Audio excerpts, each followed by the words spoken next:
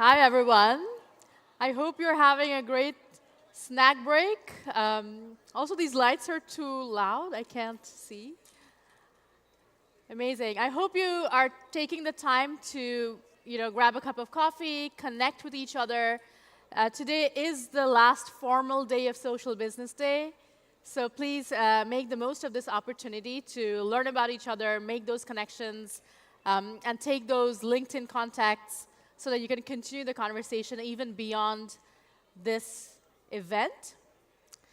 I can also notice that the coffee breaks are turning into photo sessions with Sir and interviews. So I would also request you to give him a second to catch your breath so that you're also able to take that time for yourself.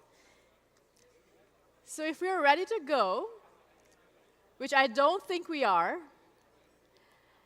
can I request folks who are not yet seated to please come back so we can get started? Friends at the back of the hall, looking at you.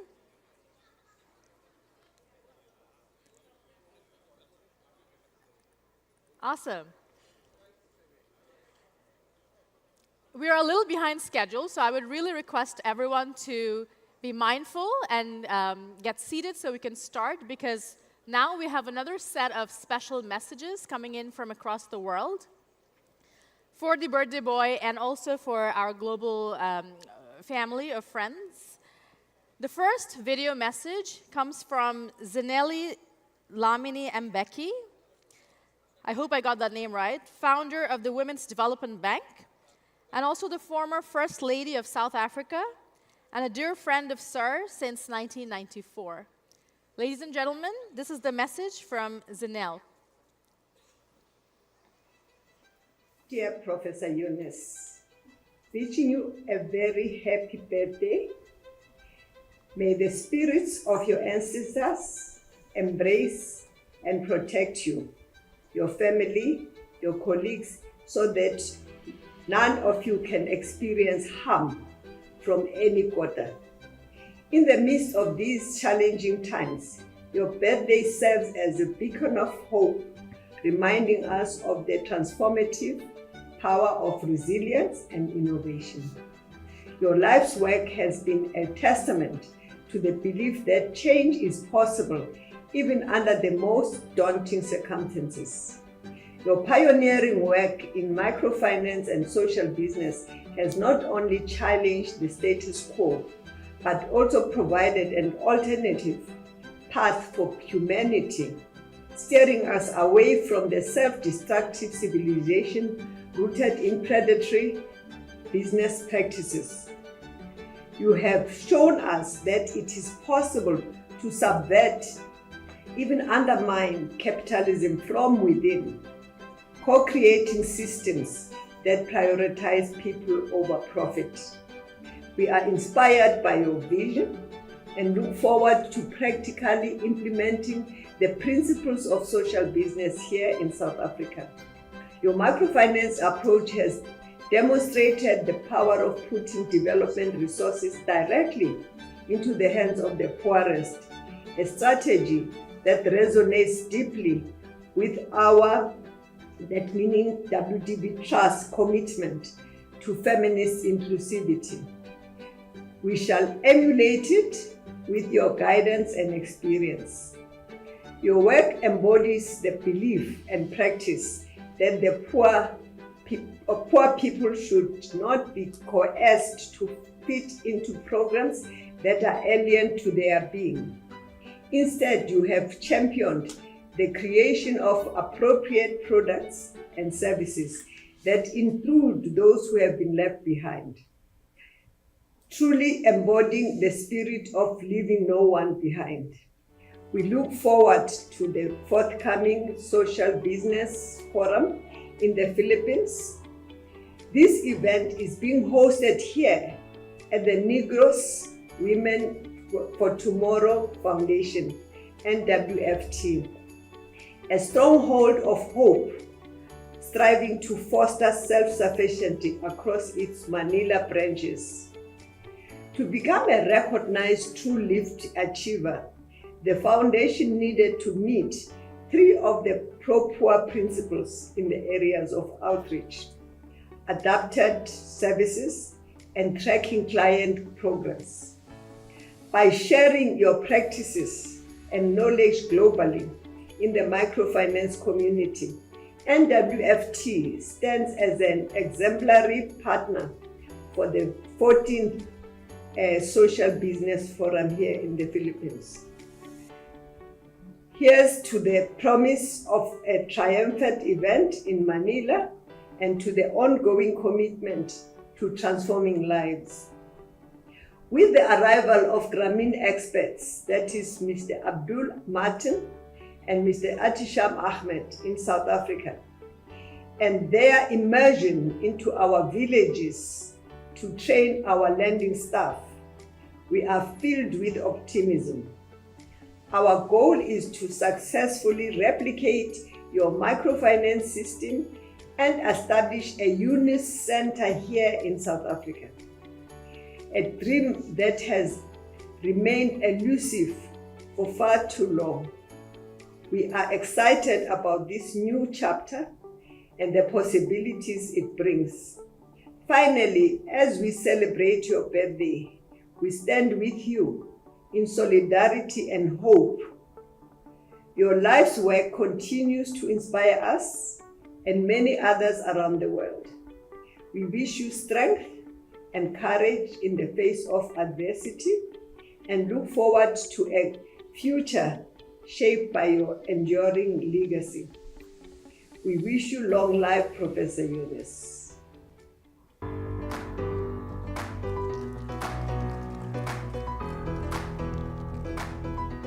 Wow. Our next message, sir, is from Jody Williams, 1997 Nobel Peace Prize laureate. She sent a text which I'm going to read for all of us, so just give me a second. She said that she really tried hard to send a video for you, which we could play during this session, but unfortunately tech didn't allow her to do so.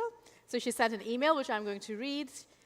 She basically said that she really wanted to be here, and she wanted to wish you through a video. And what she says is, "Sir, happy birthday. Thanks you for all that you do and you have done to make the world a better place for all of us." So thank you for Jody, and on behalf of Jody and from all of us. So maybe a round of applause for Jody's message. The third message we have is an online video, which comes from James Chow, the UN Goodwill Ambassador and the international broadcaster and host of the China Current. Enjoy.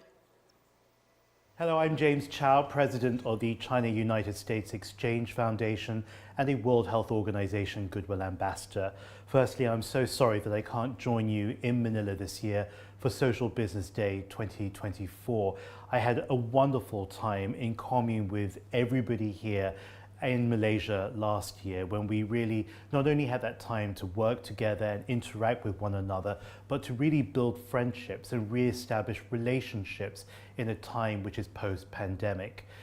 At QCEF, the foundation which I lead, we are in the business of trust building and building confidence and building openness between the world's two largest economies. And we do that through 4 ways: through dialogue, education, culture, and by impacting and shaping the global goals. It's very complex what we do, but no less complex in what you do every single day. And that is why in sending this message, I also convey our very, very deep respect and gratitude to each and every person who employs the advantages of social business to improve the human condition for everybody, everywhere.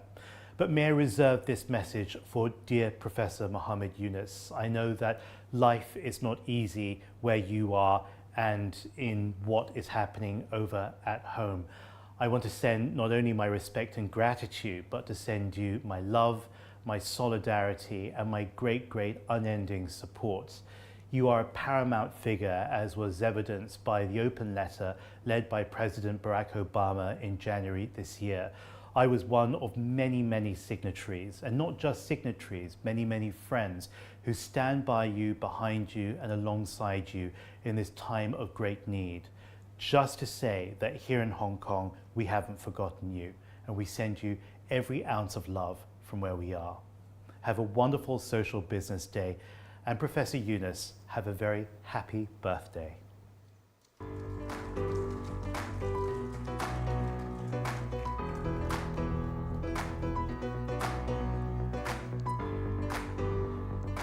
Well, the messages are beautiful and they will keep pouring in.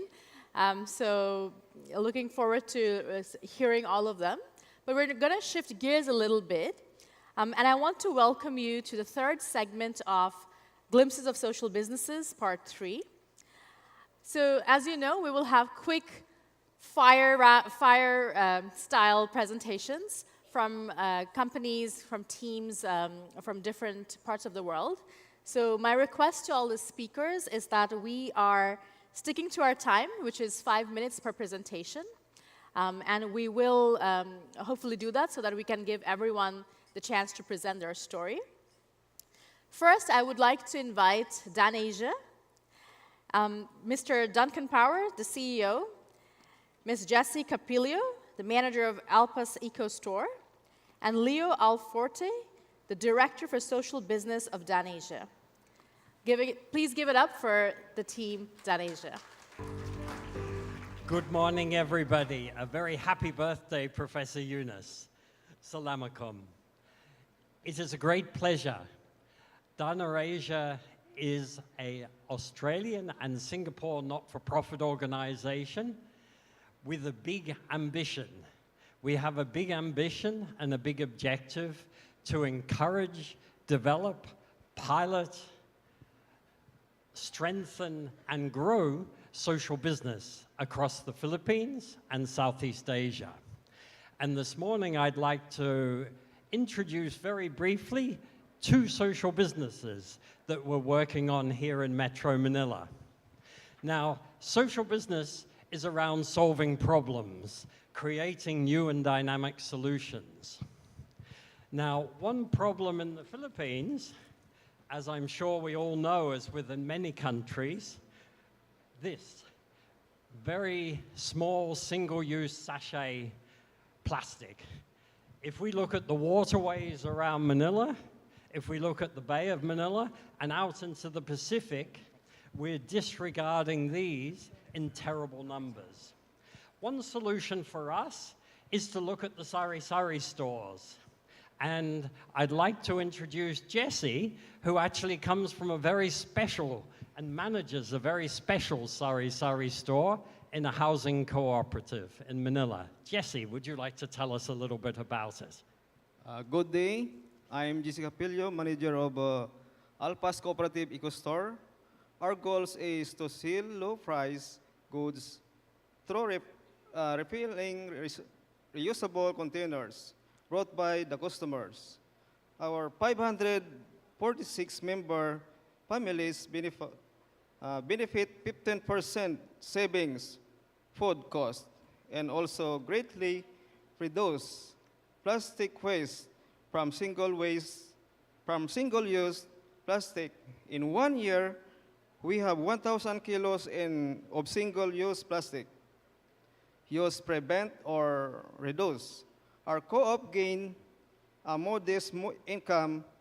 We're now planning to expand the Eco Store by setting up outlet refill store in other building clusters. Thank you. Jessie, thank you for being part of a very exciting new trend. Can you imagine 1.3 million sari-sari stores in the Philippines, all using alternatives to single-use plastic? What a change to our environment. Thank you so very much. Now, another problem we have is youth unemployment, particularly in the poorer parts of Manila.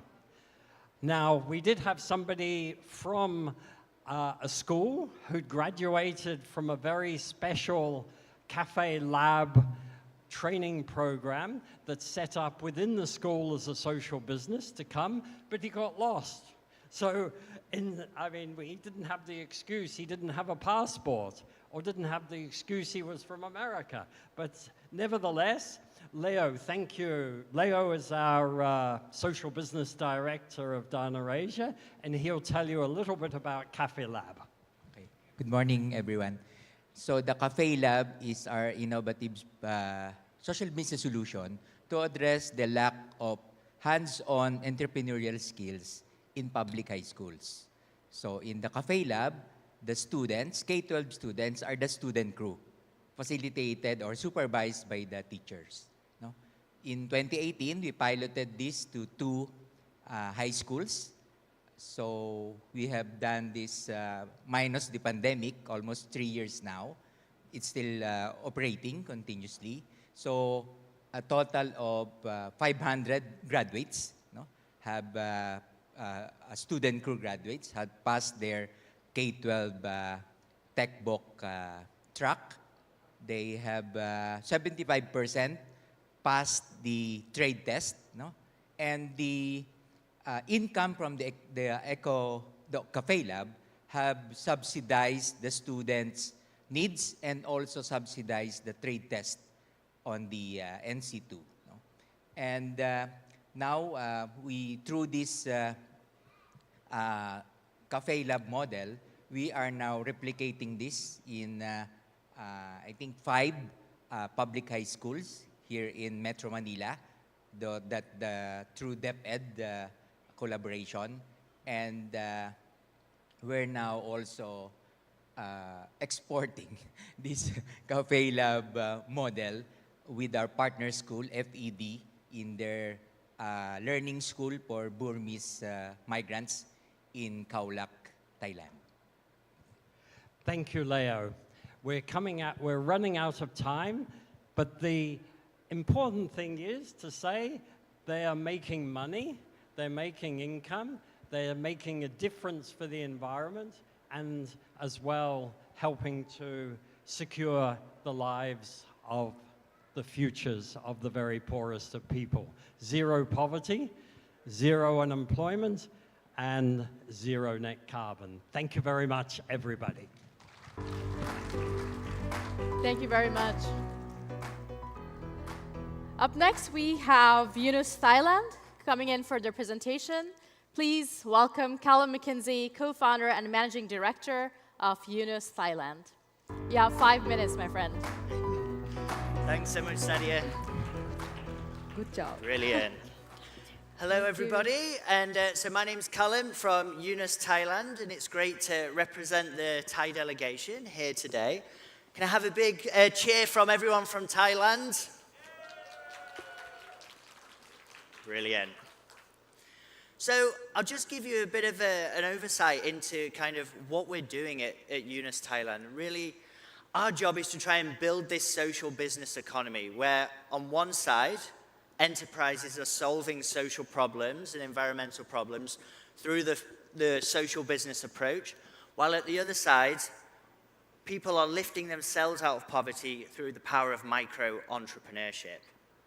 And like so many of us in this room, we're working towards this world of 3 zeros, where we're really creating a system and a civilization where we're at peace with our planet, where we live in this equitable world that we're all striving for, and where the potential of every human is realized.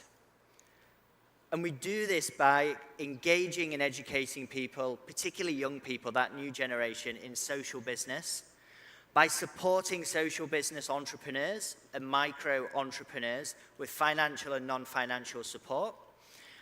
We actually try and practice what we preach as well and develop social businesses ourselves and with our close partners.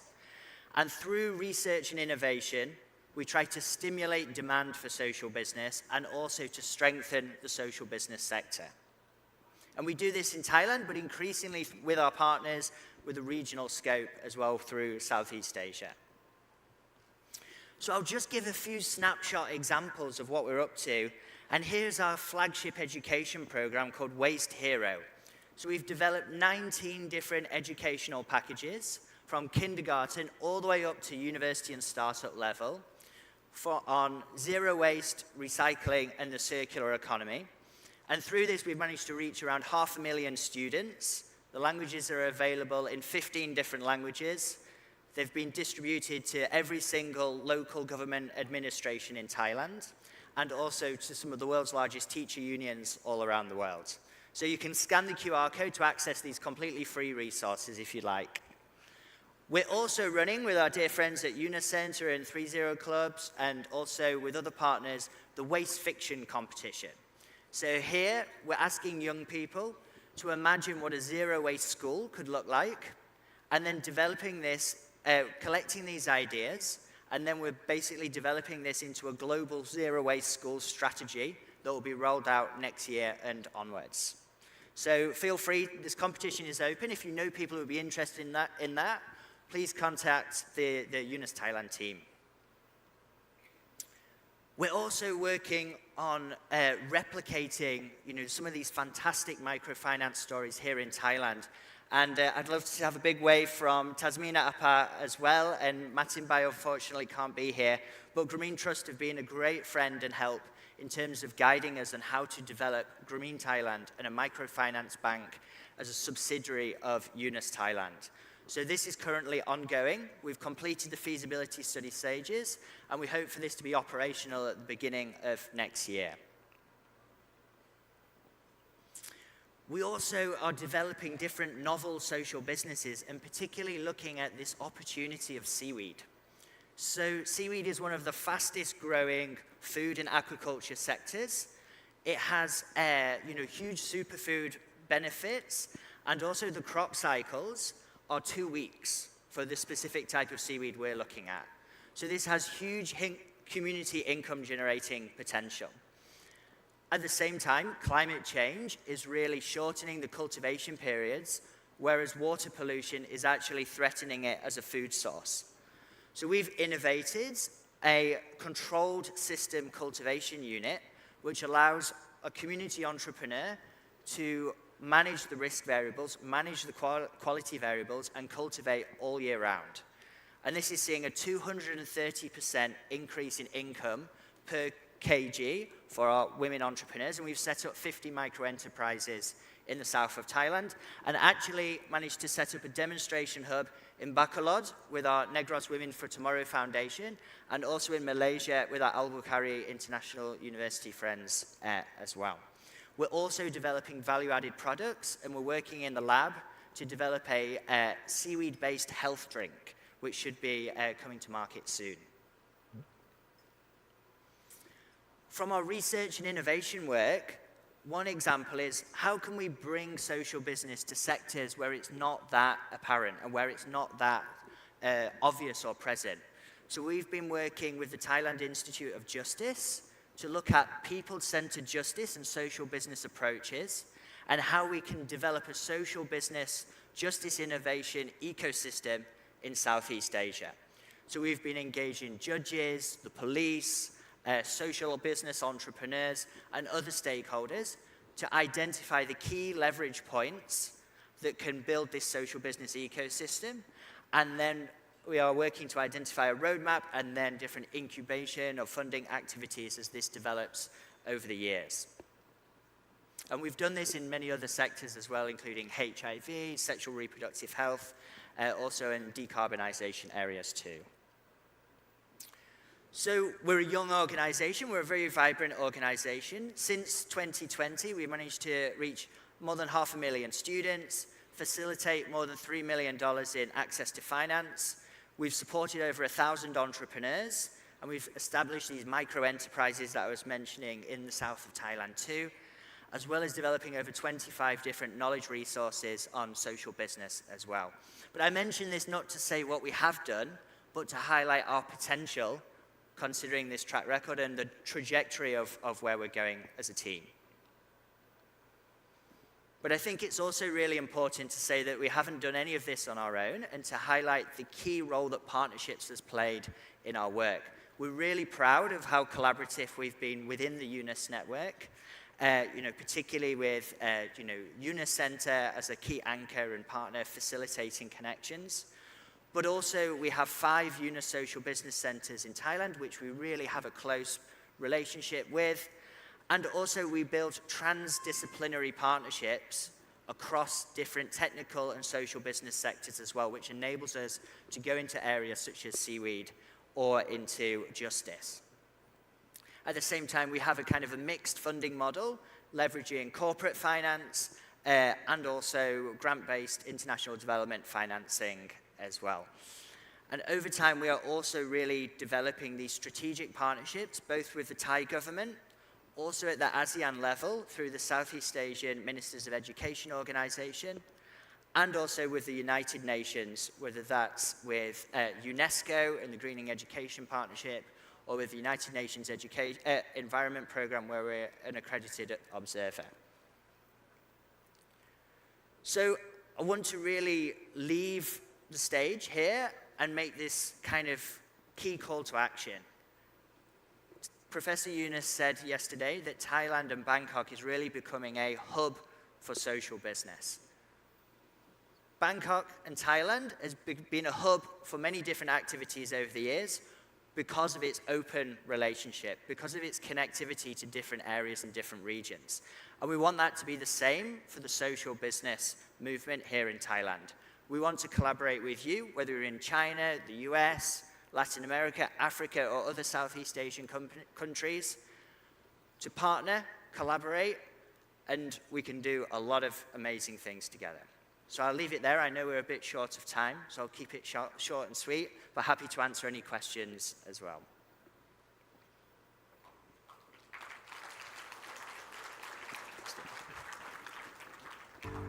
Thank you very much. I mean, that wasn't really short and sweet. You were 4 minutes over time. So for the next presentation, I would like to call upon stage Shiori Onishi, the co-CEO of Grameen Euglena.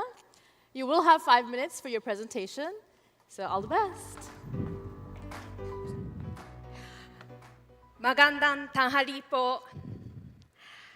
I'm Shiori, the co-CEO of Grameen Euglena, which is a joint venture company between Euglena, Japanese company, and Grameen Krishi Foundation based in Bangladesh. My personal connection to the Philippines is that I studied at UP Diliman 25 years ago. I'm very, very happy to be back to Manila and see my old friends and be present at this very important event. Today, I'll share the latest updates of our social business in agriculture in Bangladesh. Our mission is to increase farmers' income by linking small and marginal farmers to formal and international markets.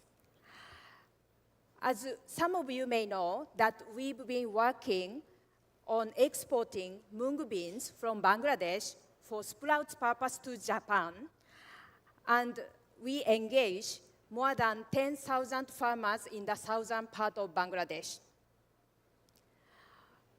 Over the past years, we've faced several challenges specific to agriculture. First, weather risk is the most significant, and the irrigation infrastructure for agriculture are not sufficient yet in Bangladesh. This year also, we faced heavy rains and unusually high temperature. Second, sprouts in Japan are low-cost vegetable, so high-quality requirements do not allow us to increase our exporting price even if we face price increase. Third, farmers are still lacking mechanization, access to good quality seeds with high purity seeds, genetic purity. So for these challenges, we've been working to respond in different ways. We are explaining later. Diversification is the key for our next step. We will diversify crops, processed products, and markets For example, mung beans are not only processed for sprouts, but also processed for milk, mash, and powder. We've started working on sesame, oilseeds, and other pulses, spice crops. And not only Japan, we are expanding exporting markets, Thailand, China. In diversification, we are also expanding business models. For mung beans for sprouts, we've adapted the direct purchase model because the quality requirement and homogeneity of the crop is very important. So we need direct intervention to the farmers. On the other hand, those crops which we don't need homogeneity, high quality, we can work with different organizations, fair trade organizations, to work with them and buy from them. From there, we can reduce our costs and improve efficiency of the operation.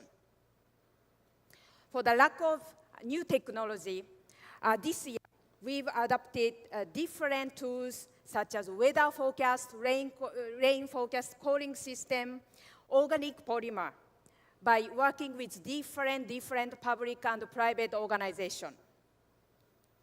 For the seed quality, we've worked with research institute to procure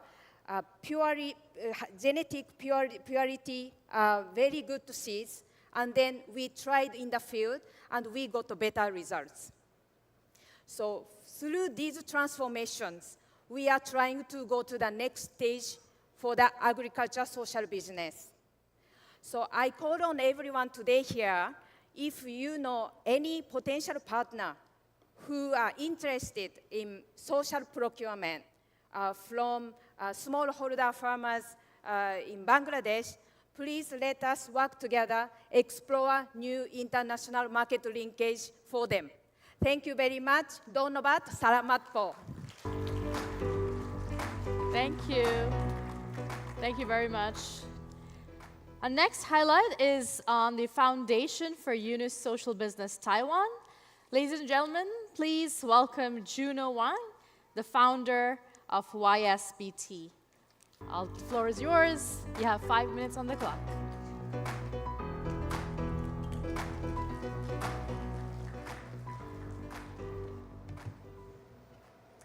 Hello, good morning, Honorable Professor Yunus and all esteemed participants. I'm Juno Wang from Taiwan.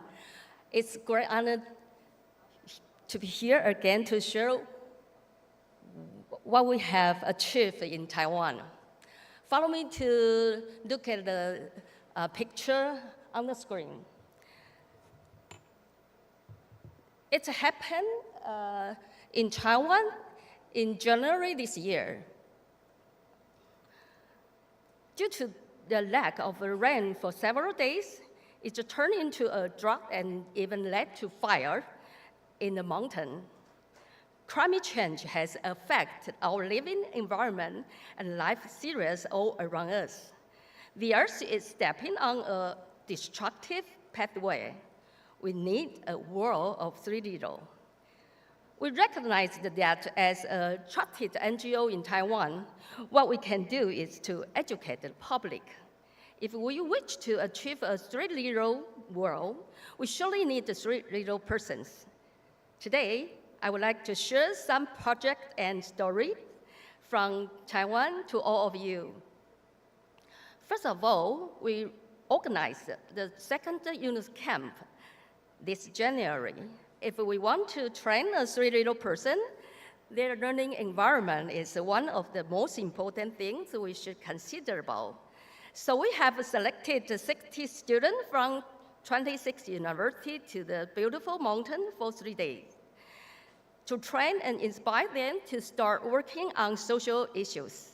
We help young people to create 3.0 club and encourage them to take action instead of just bring up ideas. What our foundation does is offering field trips courses and a variety of events to empower 3D Law Club members. Look at these pictures of the young man. He's one of our 3D Law Club members from Taiwan. His club takes action in beach cleanups and promotes ideas on how to reduce the disposable utensil and single-use practice in daily life. In addition, the Unit Social Business Center, YSBC, are important for us to promote the idea from Professor Yunus and social business as well. A new member, Nanhua University, joined us this year, currently. Now we have 14 YSBC in Taiwan. Actually, 3 more are coming very soon, including Taiwan University. Secondly, we are aware that some people in Taiwan show their great interest in solving social issues through their social business model. Our foundation hosts the Yunus Social Business Innovation Award for the public. Some of the team help us with our 3D Law project too. For example, this team, Lifan, is one of our winners from our social business competition. They create an online fundraising platform for students. This year, they help us to create a fundraising platform for 3D Law Club members.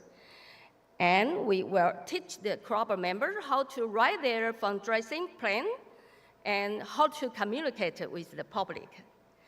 What's more, education is essential for children too. We hold events and courses in our Taichung Yunus Story House.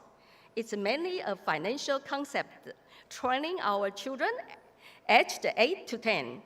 We teach them how to transfer wasted materials into handcrafts and sell them in the market.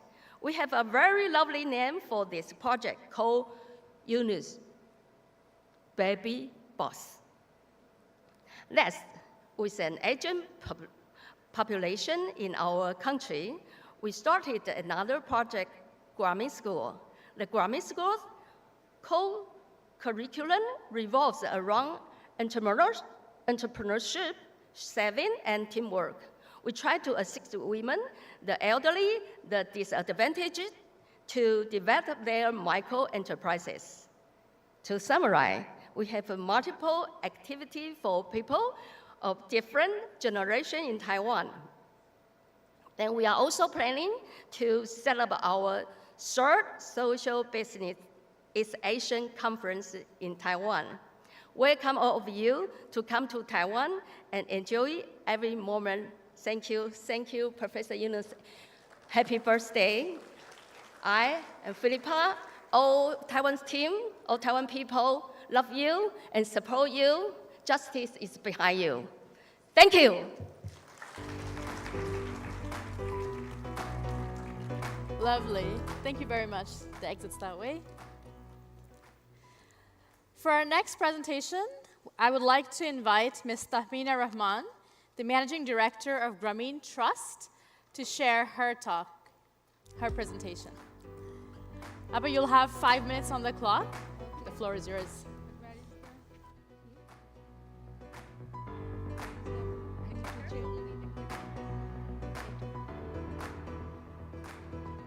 Hello. Good morning. I am Tasmina Rahman. I am Managing Director of Grameen Trust. Grameen Trust was set up in 1989 by Nobel laureate Professor Muhammad Yunus. Which one is? Sadia? This one? Okay. So it was set up in 1989 by Nobel laureate Professor Muhammad Yunus to meet the growing demand for learning about Grameen Bank approach and following it for poverty alleviation around the world. And our mission is to promote social business and microcredit for achieving the goals of 3-0, that is zero net carbon emission, zero wealth concentration, for ending poverty, and zero unemployment by unleashing entrepreneurship in all. So We have two main programs, that is Grameen Bank replication programs and social business programs. So, and other programs include training, workshop, technical assistance, monitoring and evaluation, and internship program. So under Grameen Bank replication program, we do Grameen Bank replication in two ways. That is through local partner organizations and direct implementation. So we are in 44 countries through 155 partner organizations in all continents, USA, Europe, Africa, Asia and Pacific, Australia. Through partners, Grameen Trust provided financial assistance, technical assistance, and training to help the local organization implement the Grameen replication successfully. 134 local partner organization in 38 countries received funding support, training, and technical assistance from Grameen Trust. Many of the small organizations who started with the seed capital funds from Grameen Trust for $30,000 US or $50,000 US, they have become big NBFC, formal banks, microfinance bank. We have friends from Nepal here. In Nepal, we provided funding support to 18 local partner organizations. Most of them become microfinance bank. We have friends from India here. In India, also they form NBFC and formal bank. In the Philippines, we supported 16 organizations. Many of these become bank like Card Bank, Dunganon Bank, and RC Vision Bank. So this, our total, our partner organization altogether reach more than 128 million poor families with microcredit. Now, microcredit programs can be found in nearly every country in the world, and this microcredit has found in place in the mainstream toolbox for policymakers and practitioners in their pursuit of poverty alleviation. This is at a glance of our Grameen Bank replication program. Our total outreach more than 128, and we disburse close to 24 billion, and outstanding is close to 4 billion. The second way of doing Grameen replication program is direct implementation. So with the request and funding support from the local host organization, we do implement direct implementation program in different countries with Grameen resource person. Till date, Grameen Trust has supported and implemented a total of 21 direct implementation projects in 18 countries. And we do this direct implementation in three ways. That is build, operate, and transfer. We send Grameen experts from here, and they recruited local staff with the help of host organization. They train the local staff on Grameen methodology. They build their capacity and launch the program, disburse the loan, and after certain period of time, like 2 years, 3 years, or 4 years, when the capacity of the local staff is built up, then our staff hand over the project to the host organization and return to Bangladesh. So this type of program we call BOT, and we, out of 21 projects, we already handed over 14 projects. And second one is build, operate, and manage. We set up the program with Grameen experts. We operate and manage, still manage. Like Grameen America, the presentation, you have already seen the presentation of Ms. Andrea Jung. That is our build, operate, and manage project of Grameen Trust. And we have 2 build, operate, and own project, one in Kosovo. We have friends from Kosovo here, and one in China. So these are the performance of our ongoing projects in different countries. We have Grameen Kosovo already reached more than 24,000, Grameen Shangdu in Inner Mongolia, Grameen Yemen, they have already reached close to 8,000 members. Besides microcredit program, under social business program, we implement new entrepreneurship program, which is designed to address the unemployment problem. And it is an innovative program for turning unemployment into entrepreneurship. 3 Grameen companies in Bangladesh that is Gramin Trust, Gramin Telecom Trust, and Gramin Shakti Samajik Babsha, started New Entrepreneur Program in Bangladesh in September 2013. Our main objective of this Nobin program is to provide startup funds to the young as equity investment, turning unemployment into entrepreneurship, and create self-employment for the entrepreneur and also create opportunities for the jobs of others. So general criteria is that any unemployed young between the age group of 18 to 35 years, and for the female entrepreneur, age bar may be relaxed. So the business should have a legal, should have a license, trade license, and it should be environmentally friendly.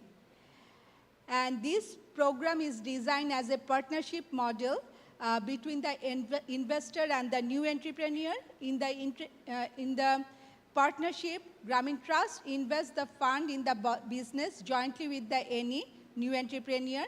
And this is a social business for the investor, but for a new entrepreneur, it is a traditional business. As a partner, we do not take any profit. Profit is used for further expansion of the business and also pay back to the investor. And they gradually pay the money, investment money, to buy the 100% share of the business. So they will become the 100% owner of the business. So our aim is to develop the entrepreneur as a successful entrepreneur so that in future they can take loan from commercial bank. And we do not only invest money, but also monitor, mentor, and guide them to make his business successful. So this is at a glance of our new entrepreneur program. Gramin Trust individually created more than 37,000 entrepreneurs, invested more than 46 million US dollar, and outstanding is close to 11 million. Our disinvestment rate is close to 98%. And 3 Gramin companies altogether reach more than 168,000 entrepreneur and invested close to 200 million US dollar. So we replicate this new entrepreneur program in Kosovo and Yemen, and Kosovo already reached more than 1,800 entrepreneurs, and they created these 1,800 entrepreneurs created job for themselves and also created job additional 5,384 jobs. In Yemen, we also started replication of this Nobin program and already created 78 entrepreneurs, and their repayment rate is 100%. These are some pictures of our entrepreneur. So these are our new collaboration. As Ms. Janeli Mbeki was telling, that our Gramin experts are already there. They started the replication, they started training, and they are organizing mini meeting with the potential a member. And in the first week of July, we expected first disbursement will take place. So there are some more replication in the pipeline in Senegal, Congo, Thailand, and Albania. Thank you. Thank you very much. Thank you very much.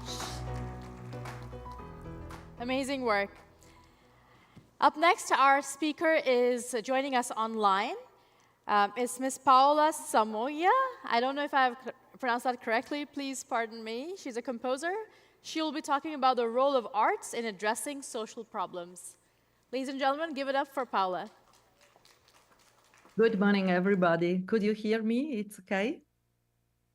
Yes? So, happy birthday, Professor Yunus. We stand for you, you know it. It's a great honor to participate to the Social Business Day again, also if this year I cannot be with you in person. We are an Italian group of artists working on projects that focus on goal 1.8.10 of the 2030 agenda. We are aware that in the art world, Many people don't know Professor Yunus' work, and so we have decided to support him by using the language of art.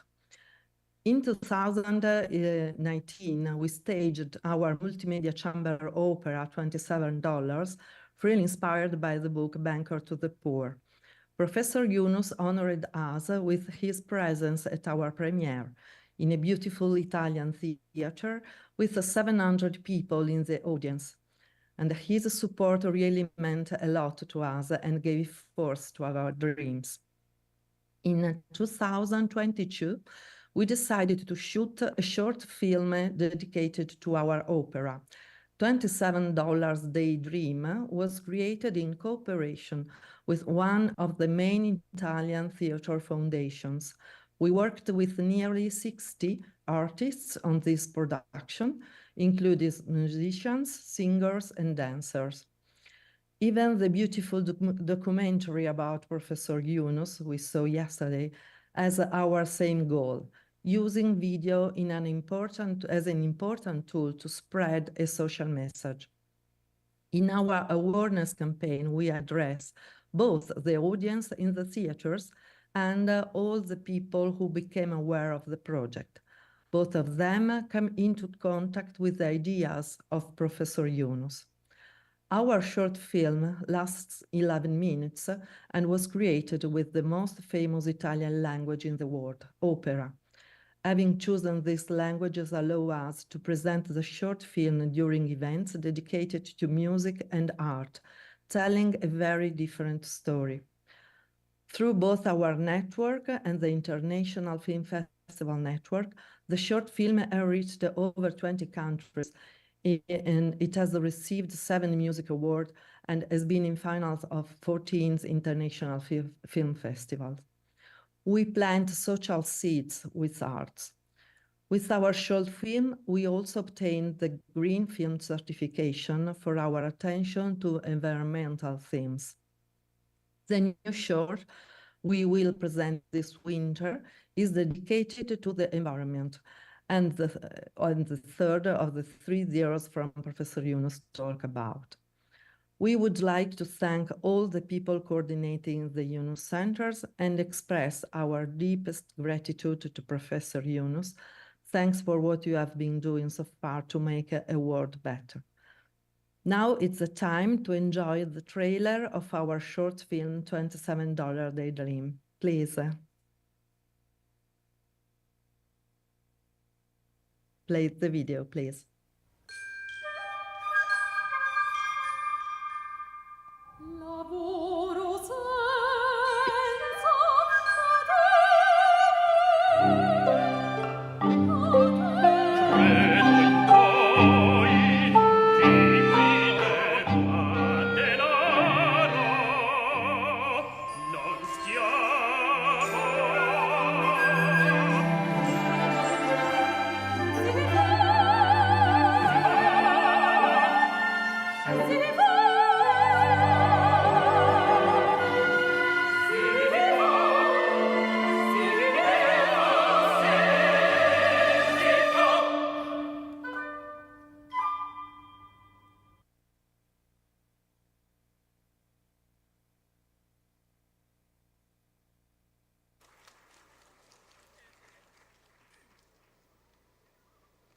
Thank you very much.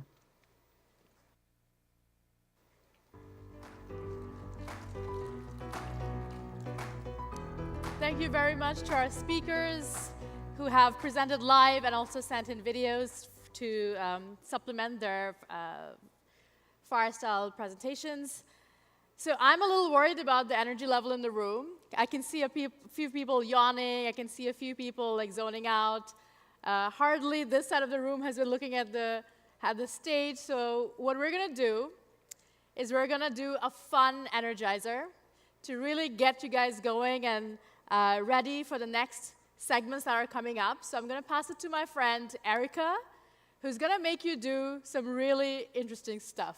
Erica, passing it to you. All the best. Thank you. This is actually a double pass because we wanted to involve someone from the audience. So I'd like to call Christine Hello! To lead us in our energizer for this afternoon. Hello, everyone. Hello! Hi. Hi! Okay, I'd like everyone to stand up just for a short while.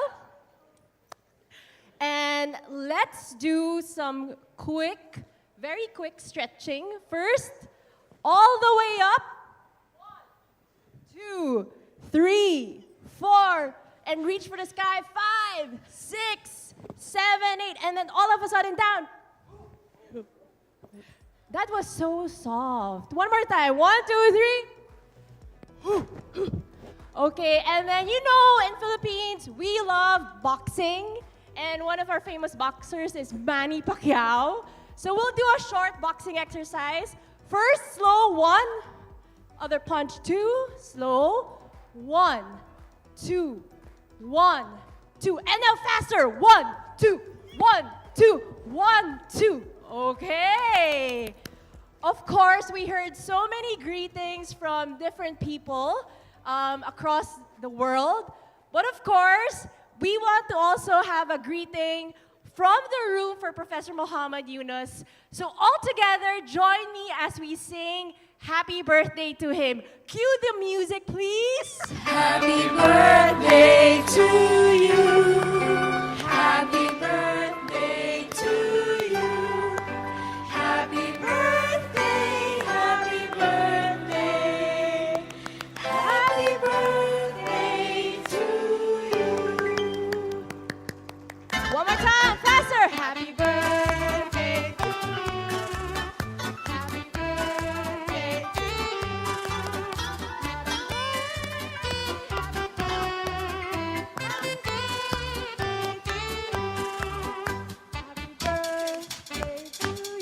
Thank you very much. You may now take your seats, and I hope you enjoy the sessions. Again, happy birthday, Professor Muhammad Yunus. Thank you, everyone, for participating. Thanks, Christine. So if you need an energizer, you can contact Christine. That was just a dry run. We'll repeat it again once Professor Yunus is back in the room. For our next session, I hope we're all excited for the 5th plenary session to start.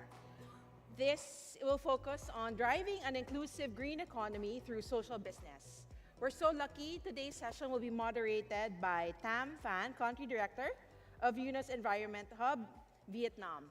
Tam, we'd like to call you on stage. And she will be joined by a couple speakers. First, Christina Yeager, co-founder and managing director, Yunus Environment Hub. Georgina Pascual, International Labor Organization. Charmaine Murshid, the founder of BOTI. Attorney Julie Ann Bedrio, Province of Negros Occidental Provincial Environment and Management Officer. Josie Tumanda, Director of Natureland. And finally, Sohel Ahmed, Managing Director of Grameen Shakti, will be joining us online.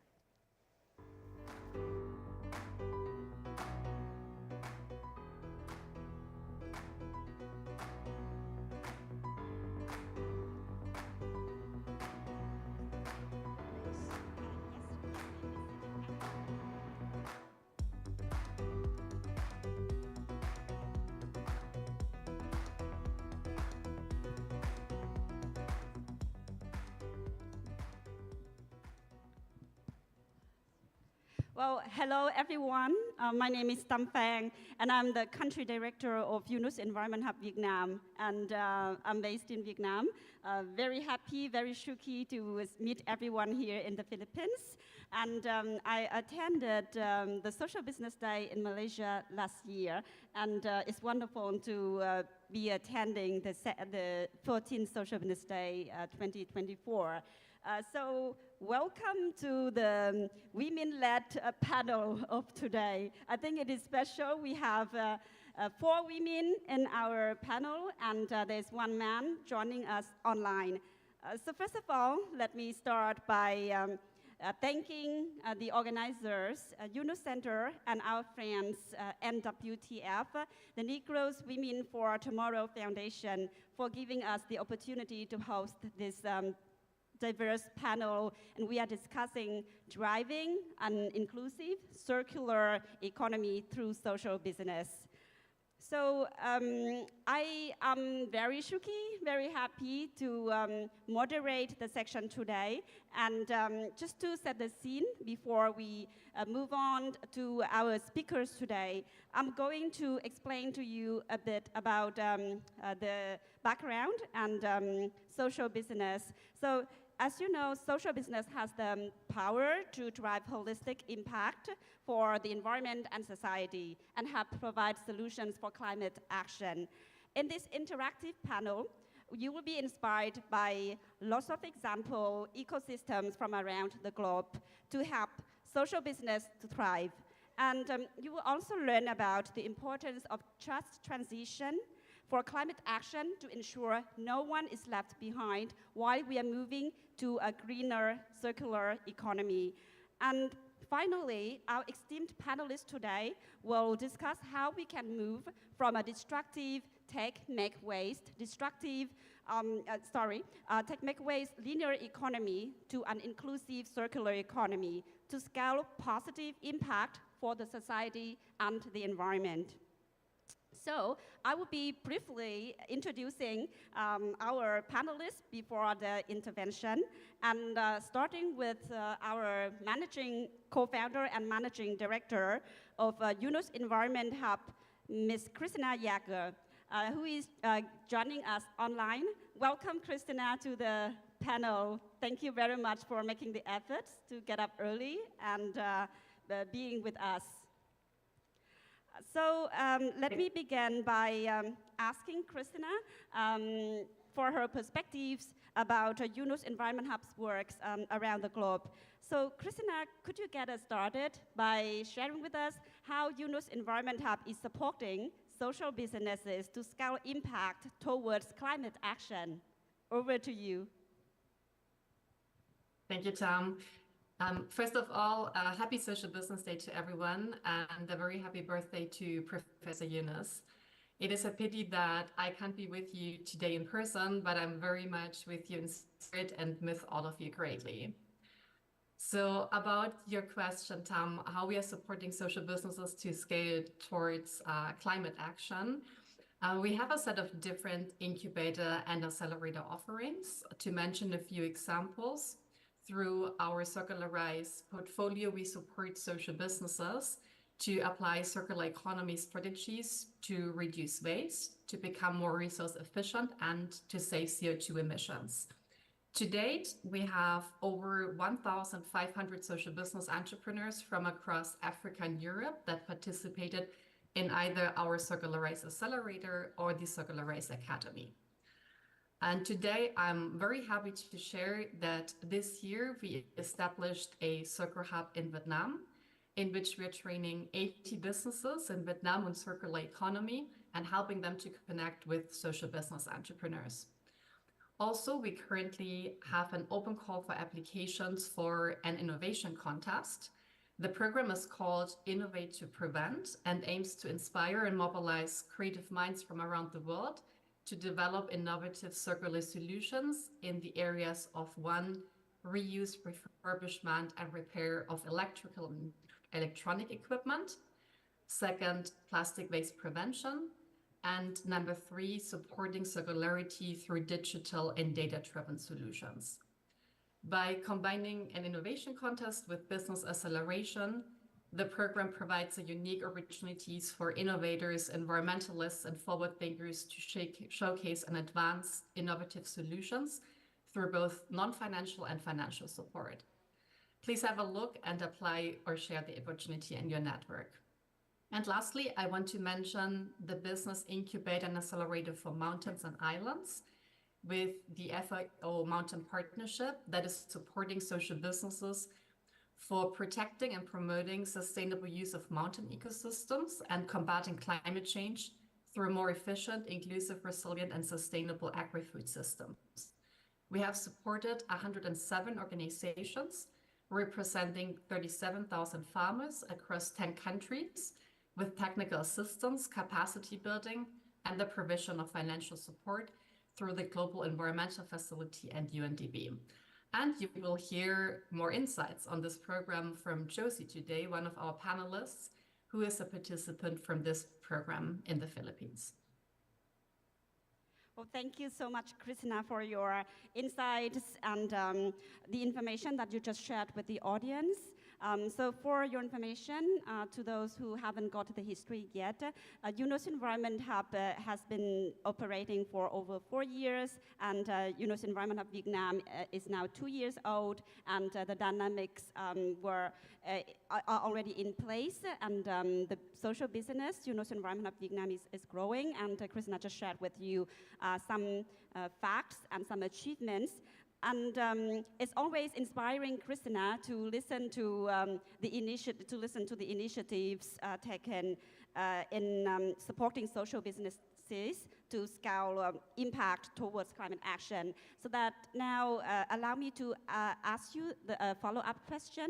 So apart from your work with social business entrepreneurs, can you share how you are advocating for climate action with other stakeholders? Yeah, we want to share our learnings and provide insights to a broader audience to promote social business as scalable solutions for climate action and to ensure a just transition as stakeholders such as governments and the private sector develop new policies and programs. For example, we are leading a research report for GIZ and ASEAN countries on how to create a just transition for a circular economy. And that is how we get to collaborate with Georgina from ILO, who is also on the panel today. We participate also to share thought leadership and recommendations in UN events like the UN Environment Assembly, the Climate COPs, and the Intergovernmental Negotiating Committee for a Legally Binding Global Plastics Treaty. On the occasion of Social Business Day, we are launching today a new resource, which is a practical guide to achieve zero waste for individuals, organizations, and cities, to give examples of concrete actions they can take to reduce waste. Because as Professor Yunus always says, change starts at the individual level. In order to create a 3-0 world, we need to become 3-0 persons. So while we advocate for new policy frameworks, it is equally important to drive change on the individual and community level. And we are very happy to share that guide with you today and hope you will find it useful. In a moment, you should see a QR code for downloading the Zero Waste Guide and also the call for applications for the Innovate to Prevent program that I was mentioning earlier. So please share those in your networks, and I'm wishing you all a fabulous Social Business Day. Thank you very much. Thank you, Christina. And it's encouraging, again, to see such proactive advocacy for climate action across various stakeholders.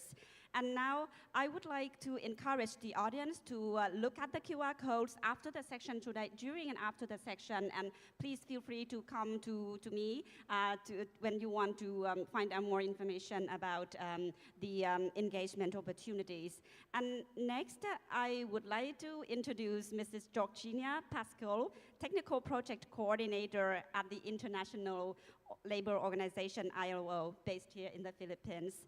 Mrs. Pascal is responsible for accelerating green job creation and facilitating just transition in ASEAN. She has also actively participated in our interview process for a report UNOS Environment Hub is conducting on behalf of GIZ, the German Agency for International Cooperation, for just transition for waste management and circular economy in the ASEAN region. So it is a great pleasure to meet you in person, finally, Georgina here, and thank you for your contribution to the report, and thank you for joining us today. Yep. Let's start by first ensuring that our audience is familiar with the term just transition, which is a nascent term. So could you please start by describing what is just transition and briefly share with us why it is important for climate action? The floor is yours. Thank you very much for that, Tam. And before I start, of course, I would like to wish everyone a very pleasant afternoon. And we are very appreciative of this opportunity to be able to address everybody. and also to share our insights on this big term. We call it just transition. Though it's not necessarily very difficult because you can even understand it from the terms it uses itself.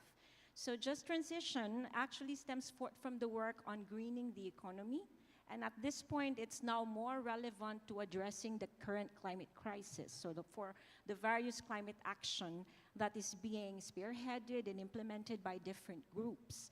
Now, in terms of understanding what the concept wants to imply, it simply wants to say that these actions, which eventually would result to greening the economy or trying to address the current climate situation, should be in fact implemented and should have impacts that are not only fair for all, but also are inclusively providing positive impacts, particularly to those which are most vulnerably impacted. So in the work of the ILO, because you might have heard a lot of different interpretations, we do understand that climate affects groups differently. So there are differentiated approaches and strategies, and in our work, our focus is very much more on employment. And as such, most of the interventions that the ILO initiates with regards to just transition is that which tries to address the negative impacts of employment on people as we move forward and transition from this what we call destructive ways of working or the ways that the economy is built on into something which is more sustainable. So say, for example, when we look at energy, as we move to more sustainable means for producing our energy, for harnessing it, and for using it, there could be an opportunity for us to identify more employment more ways by which employment can grow because the sector can expand to what we call now as renewables. However, we do understand that that also means we have to let go of some of those traditional ways by which we have been so used to, like, for example, fossil fuel-based energy production. But we do understand as well that for all these sectors, these are all heavily, integrated into the different economic systems that you have jobs, you have people, you have resources that are linked to it, which if we say we transition away from these formerly and what we may not necessarily call as clean forms of energy, we might leave those value chains in a way affected and negatively impacted. And in our work, we are more particularly looking after the negative impacts on the labor market.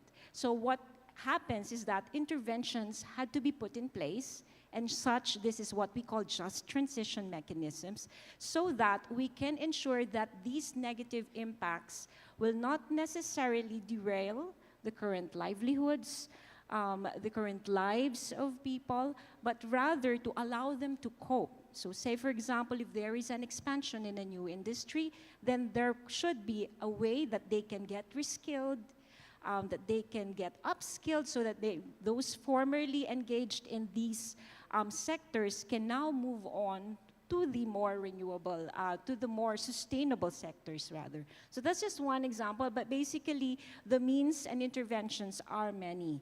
So this doesn't happen by just watching it go, and there are various ways by which this can be designed and that the growth and trajectory can be handled. You have policy, you have interventions, and you have the engagement with different sectors as well. So it could be a longer explanation, but I hope that can at least give you a gist of also the areas of work where we would like to open up possibly for partnership with the sustainable, the social enterprises and social businesses. So thank you, Tan. Thank you so much, Georgina. I think given the importance of the topic, it would require more and more discussions and dialogues around the topic.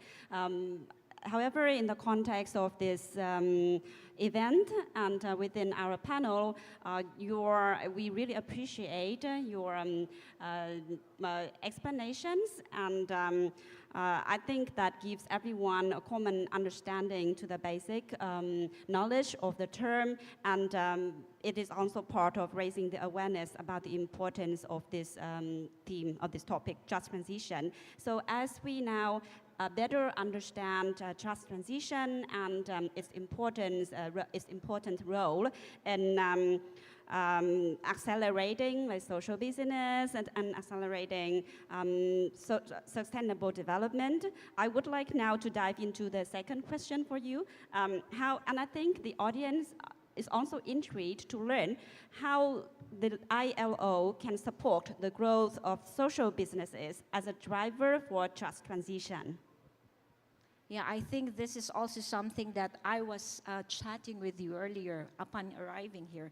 So we really wanted to have this opportunity to address the social enterprises with regards to this, because as you all know, the ILO is the only UN agency that actually holds tripartite engagement in every member country. So that means we are engaging with employers, with the workers, and also with governments. But at some point, some people don't necessarily understand that the social enterprises, the solidarity economy, which also includes cooperatives, is actually part of that. And in fact, we have one whole branch of work that is dedicated to the solidarity and social economy.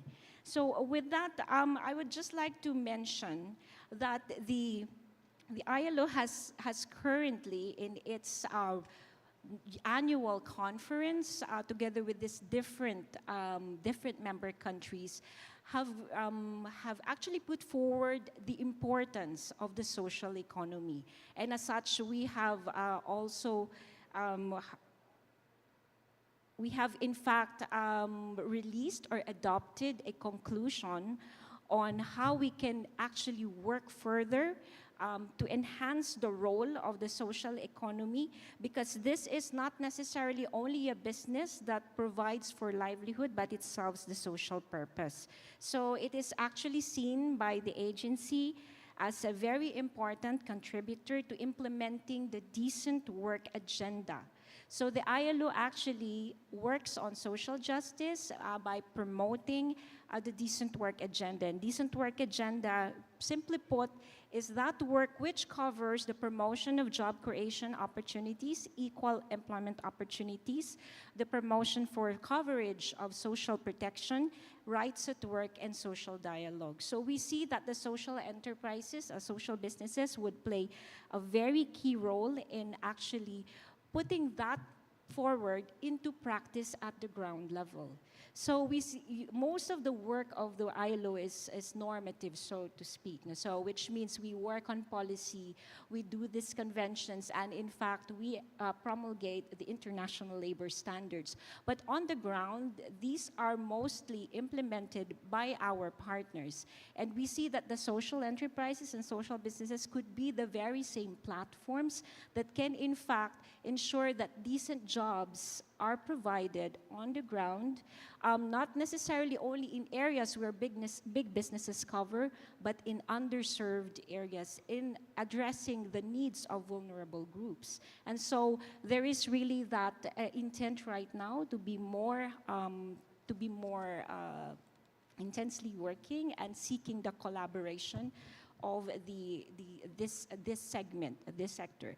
At the same time, most of our work in terms of business promotion and enterprise development has been putting a lot of importance on the micro enterprises, and even at that point where even before they become micro enterprises, where they were still just going into business ventures as informal organizations or informal businesses. So most of our work also is to help them graduate from being these informal entities into more formalized businesses that can eventually have the opportunity to scale in terms of growing their business ventures.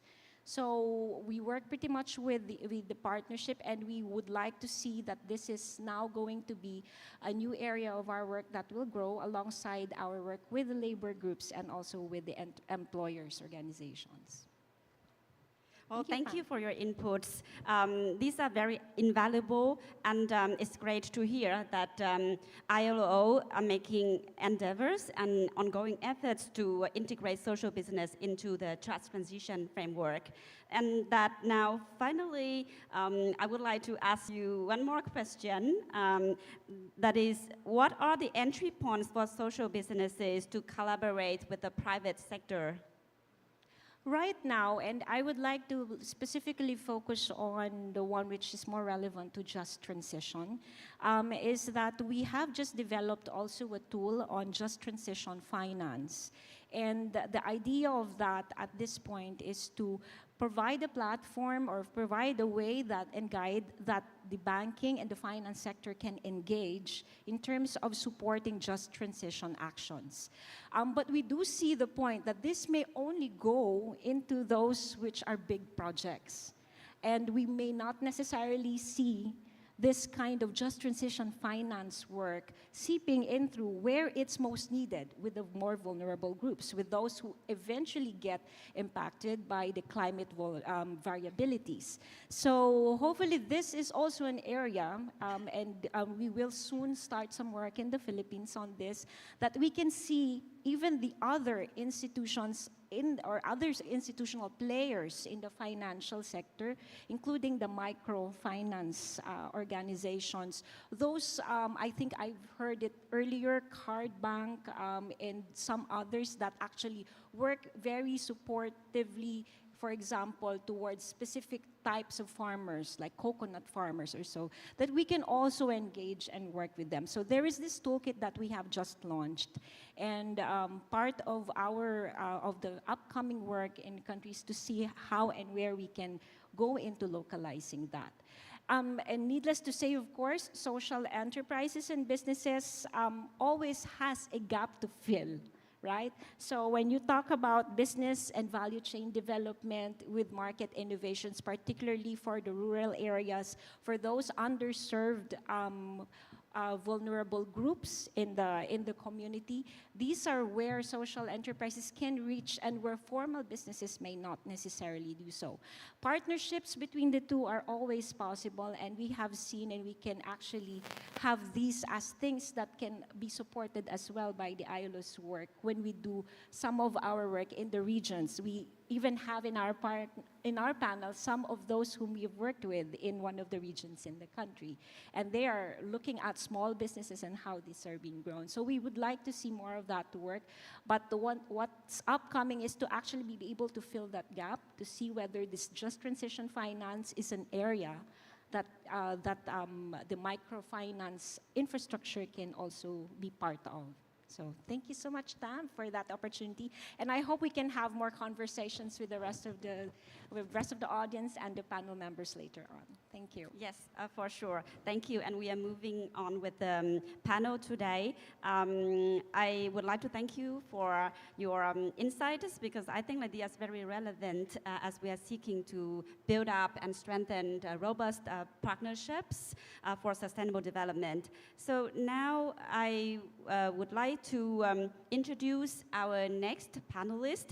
And just to set the scene, UNOS Environment Hub is the implementing partner for the FAO, Food and Agricultural Organization Business Incubation and Acceleration, BIA is the acronym, program in across 10 mountain and island countries, including the Philippines and also in the Nepal. And I see that there is a delegation from Nepal today. So I'm pleased to introduce Mrs. Josie Tumanda, Country Officer of Natural Land, who is participating in the program to scale impact in the agriculture sector. Welcome, Josie. And thank you for joining us today. So could you tell us about Natural Land, your works, and how you are improving the lives of smallholder farmers while addressing climate change and positively impacting the environment? So thank you, Tam. First of all, I'd like to extend my gratitude to the organizers for inviting me. It's a pleasure to be here. And also, happy birthday, Professor. Wishing you a day full of laughter and happiness and a years of more success.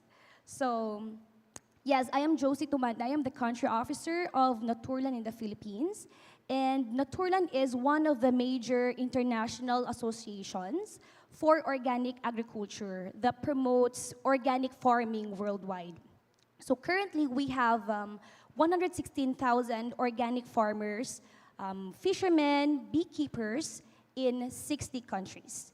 And so far, we have a quite solid membership in the Philippines. And in fact, we have been engaging here since the 90s in creating better livelihoods for smallholders. So we work directly with the smallholder farmers by providing them training and technical support to adopt sustainable practices, farming practices. No?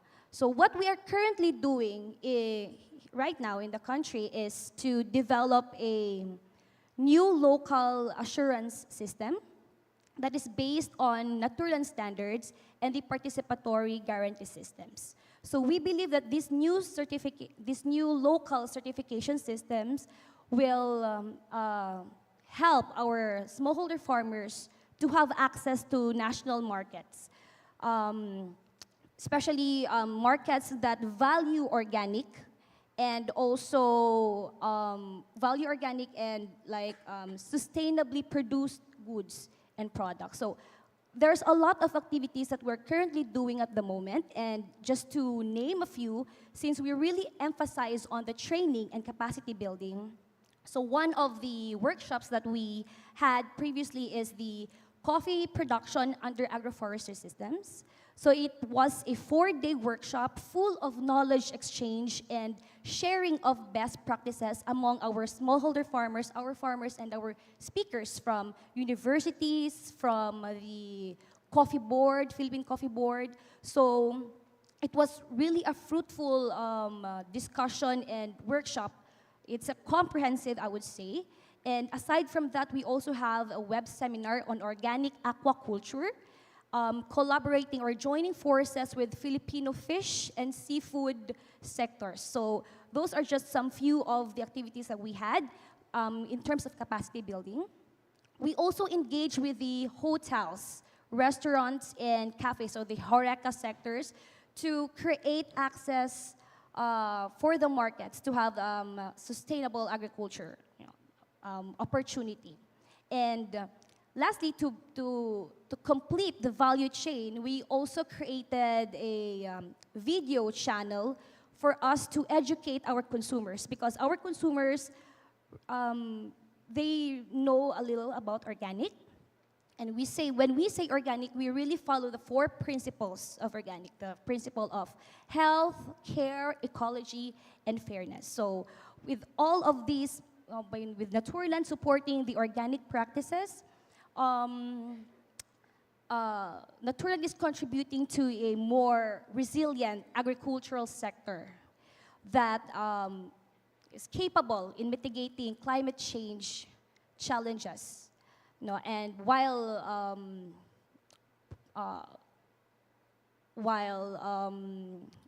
addressing the biodiversity and improving the livelihoods of our smallholder farmers. So I think that would be.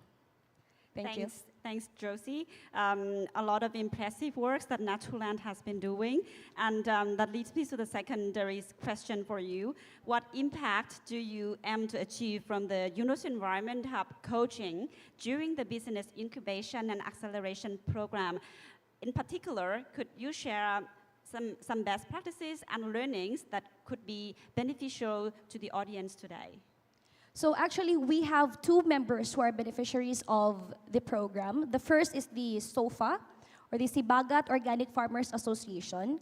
They proposed for an installation of a solar panel to supply the energy, the necessary energy to light up their building and other storage facilities. So this project really aims to promote organic farming and at the same time create access to market while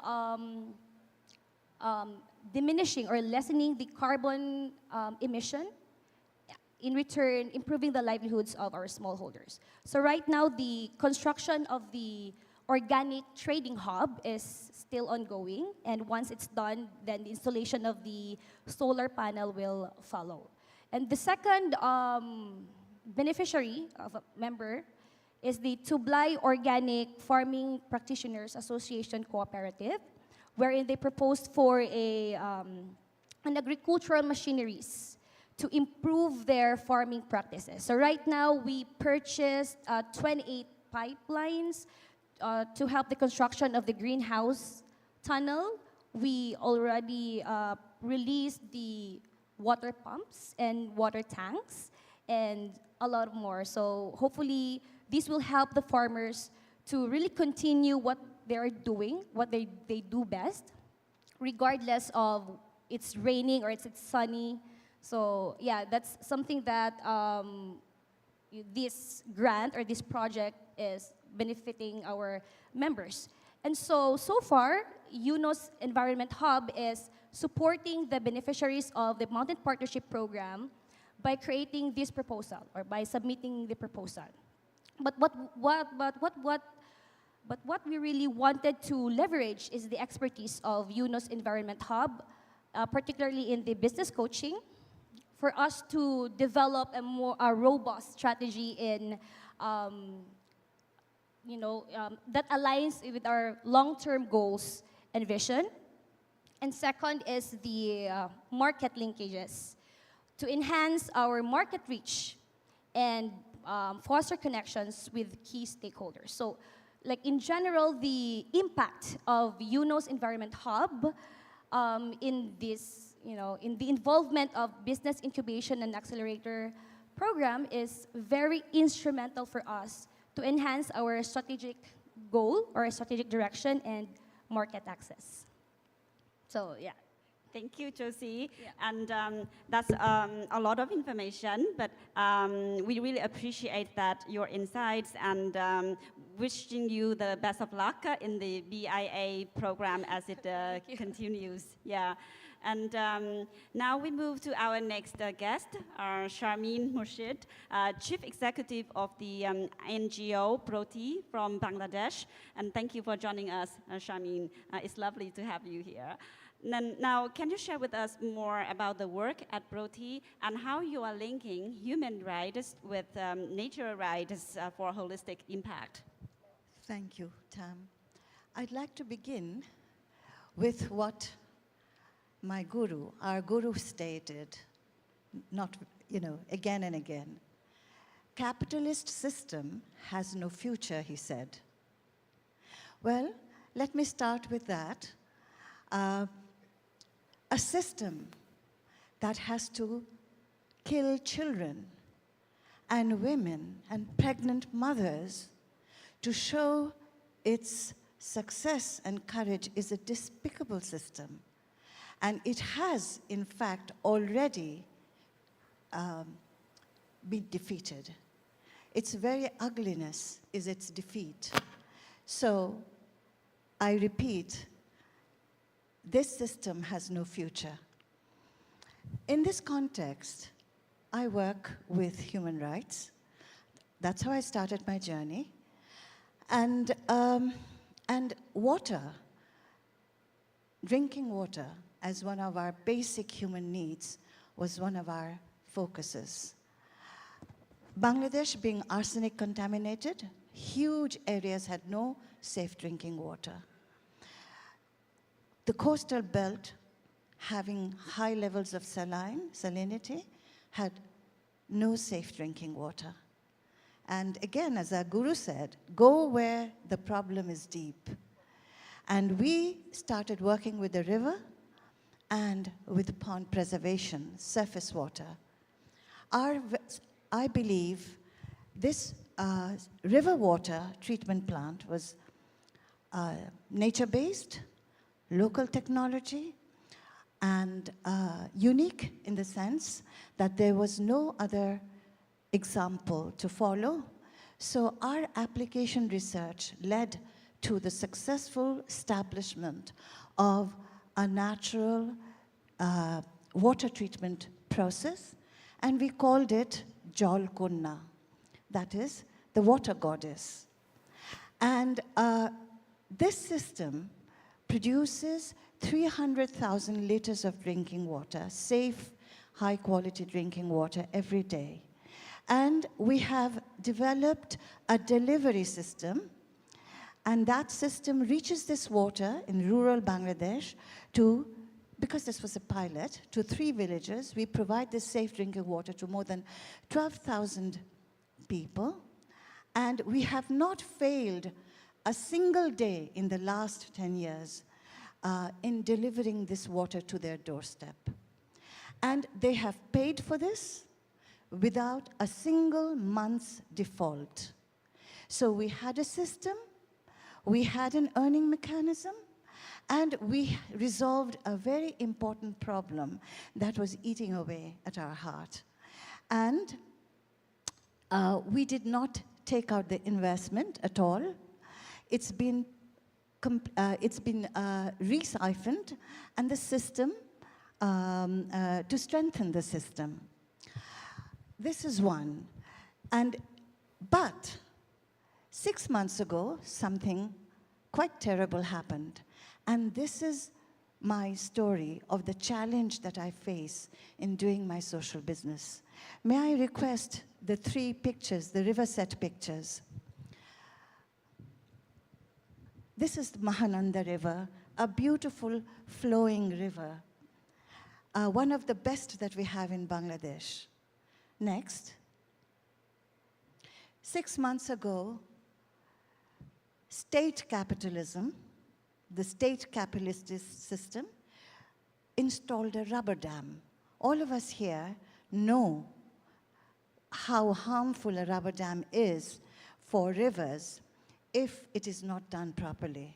600 crore dam that obstructed the water. 3rd picture. This is the state of my river. And I ask you, a beautiful system that is resourced in our waters, and Bangladesh lives on waters. And we all know that surface water is the answer for the future of our drinking water source. We all know that. And what is the challenge in front of us? The challenge is we've got insensitive governments who have no understanding of the environment, who doesn't care how it destroys its rivers, and our rivers are being destroyed. And it takes away the water from our mouth, from our thirsty population, without a thought. We challenged it. The communities filed letters, and we are, informing the government to redress this problem. They gave us a little solution. I'm not happy about it, but it's a solution. They said, oh, well, so many people not having drinking water. Okay, we'll make you a channel. So from the upstream down to where we are, they've made a channel so that the water from that place can flow into our treatment plant. And I leave you with this question. We solved the problem, but where your system is subjugated to the state capitalist, your struggle is huge. But we won't give up. The problem is deep, but we will not give up. And I say that this water treatment system, there has to be hundreds of such systems, and the rivers are still flowing and good. And I would like to give one other quick example of my effort, our effort in the coastal belt, where we're preserving reservoirs, water ponds. 8 reservoirs in the Union of Agabura, in the southwest coast, where cyclones, every year, we build it, cyclones destroy it. We build it again, cyclones destroy it. Now you tell me, that area has no safe drinking water. People who do not have access to safe drinking water. We worked with the community. We developed a protocol. So we had a system. We had a treatment process. It was sustainable because the community took the responsibility of maintaining it.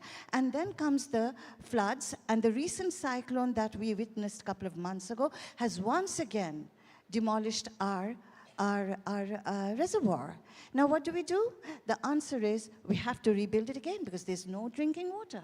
So this has to be rebuilt. Now I ask the gurus here, and I ask my own guru here, that social business, when it is attacked by climate change, mind you, the reason why we have these frequent storms is because of climate change. When social business is destroyed by climate change, where do we begin to correct the wrong?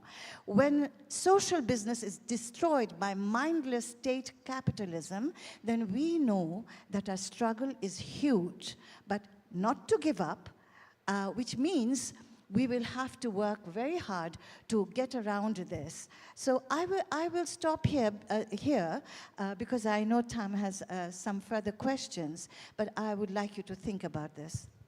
Yes, thank you for being mindful about the program timing. And yes, I would encourage the audience to come to speak to Shamin later on during today's section, so that you can exchange more thoughts on social business and collective efforts from various stakeholders. So now the second, also the final questions for this round for you is, I know that you have been working a lot with the youth, and you have been focusing on youth empowerment. So the question now is, how are you supporting the youth to take climate action at Proti, and what support do you think is needed to help them become social business leaders of the future? Quickly, just 2 words. Everywhere we go, in every village we work, we mobilize and organize and train young people, adolescents, and they are our young action researchers. And I think they are wonderfully geared to becoming Grameen's 3-0 clubs at the grassroots. Because they are already organized, motivated. For example, these young people in Gabura, which is right next to the Sundarban, they are replanting Shundari trees so that the Sundarban is protected. They are preserving these ponds themselves. They are part of the system. They're taking, we have a healthcare system. We're looking at a resilience of a community in a climate vulnerable area, and we have delivered a system of floating healthcare to this remote area which never saw a doctor in the last 50 years. And these young volunteers in each of their villages actually act as the mobilizers and organizers. And I believe they would be extremely good if we link them up with the 3-0 movement. And I'd just like to say that we need to train young people to take up these responsibilities in their own villages. And that's how we've been working, hoping that these young children will learn to take responsibility for their own communities. And I think you have another last question. Yeah. Yes, that actually was the final questions for this round for you, Shamin. The other question, the sub-question is, how do you support the youth? What support do you think is needed to have them become social business leaders in the future? Yes, here I want to say, for social business in Bangladesh, the people from Bangladesh here know that we have a very adverse condition. And 2 things. One is social business fund. The new generation of young people that are coming in, or even our NGOs, human rights, I see social business as the second wheel. I had a single wheel, the wheel of social focus. social business gave me my second wheel. Now we are at the new generation entering into this arena with great hope and I think with great success as well. Now where would the fund come from? And I think that alternative financing institution, and Grameen Microcredit was that alternative financing institution. But these new innovations need financing, need technical support. So I think that alternative financing, not only just for Bangladesh or not only just for the grassroots youth, but for the innovations that are happening, need to be out there. And I think the success that we hear of the Grameen success all over the world, and I think they can all mobilize and really find a solution of an alternative global financing process for social business. I think that would be a wonderful, great way to put fuel into energy into the efforts that we are making. And this would, of course, have to go towards the young people who are moving the action. They need to become, and they are becoming, small entrepreneurs in their own community, and that we have to facilitate. Thank you. Thank you, Charmaine. And now, allow me to introduce Julie Ann Bedrio, Provincial Environment and Management Officer for the Negros Occidental Province here in the Philippines. Thank you for joining us, thank you for joining us, Julie. Would you like to share perspective from the government? Starting with the first question. How about the Negros Occidental Province providing opportunities for communities to move away from harmful deforestation to alternative livelihoods for social businesses? Thank you, Tam. Of course, let me greet you. Good afternoon. And thank you for inviting the province of Negros Occidental. So we're from the Visayas. So just recently, we became a Negros Island region along with Negros Oriental and Siquijor. So for that question, Tam, of course, the province of Negros Occidental has been proactive in terms of guiding our communities, especially in the upland and coastal communities, in harming the environment and give them alternative livelihoods. So under our office, we are actually organizing, and we have been organizing for the past 32 years, 69 integrated social forestry sites. So these are upland people's organizations. And to the coastal communities, we have 74 coastal people's organizations. So what do we do to them? Of course, we capacitate them, we empower them, we give them alternative livelihood. The basic concept is that they are the people in the community. They are the people in the environment, and they are there very near to the natural resources. And for them, not to cut the trees, not to exhaust the environment, they should have alternative livelihood. And what are we doing? We give them seedlings, we give coffee, of course, coffee, batuan, it's a tree, Philippine cinnamon or kaningag, different fruit tree seedlings, and many other alternative livelihood resources. And of course, our people's organizations have this project in their community, and from the start, we really empower them.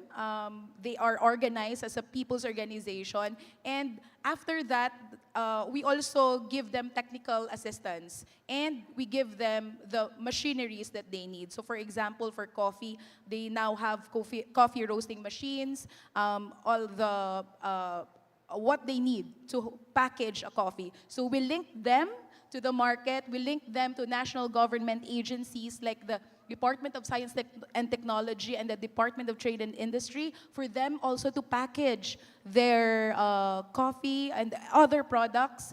We link them to the Technology and Livelihood Development Center, which is also an office in the provincial government.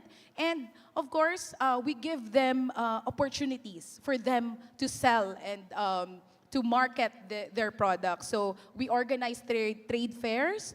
They are part of the organic festival.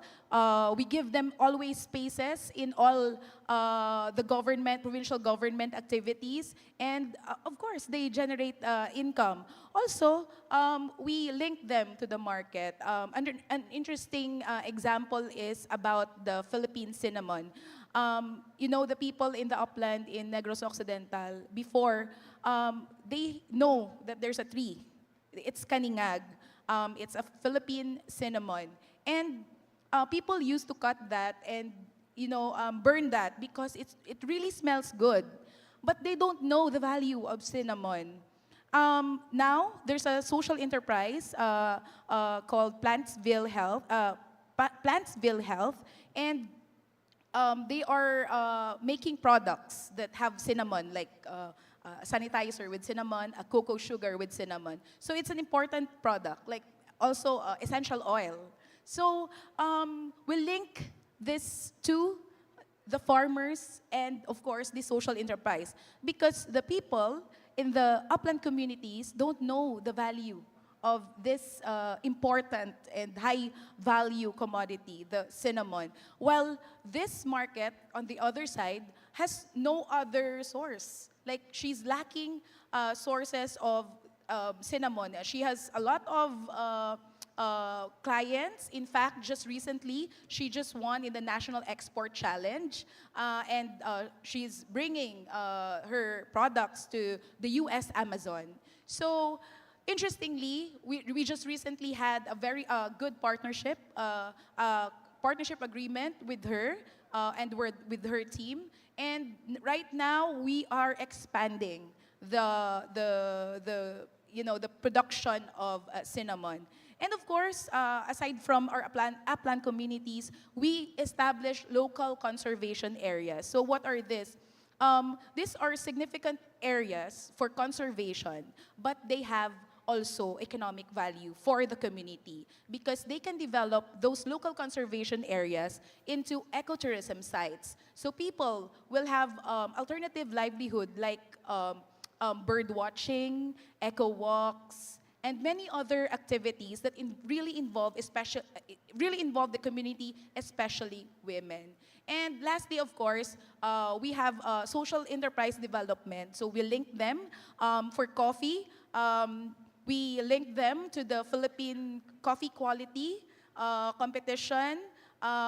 We have a farmer that just recently won in a competition also for the quality of the coffee. So we really make sure that we are with the community from the start of their project because the quality of the product is really important and it will be economically viable. So really, we have a lot of projects, but it will really take our time. So over time, I think the people are now hungry, but after this, we can really converse and have a lot of discussion of what we do in the province of Negros Occidental. Amazing. Thank you, Julianne.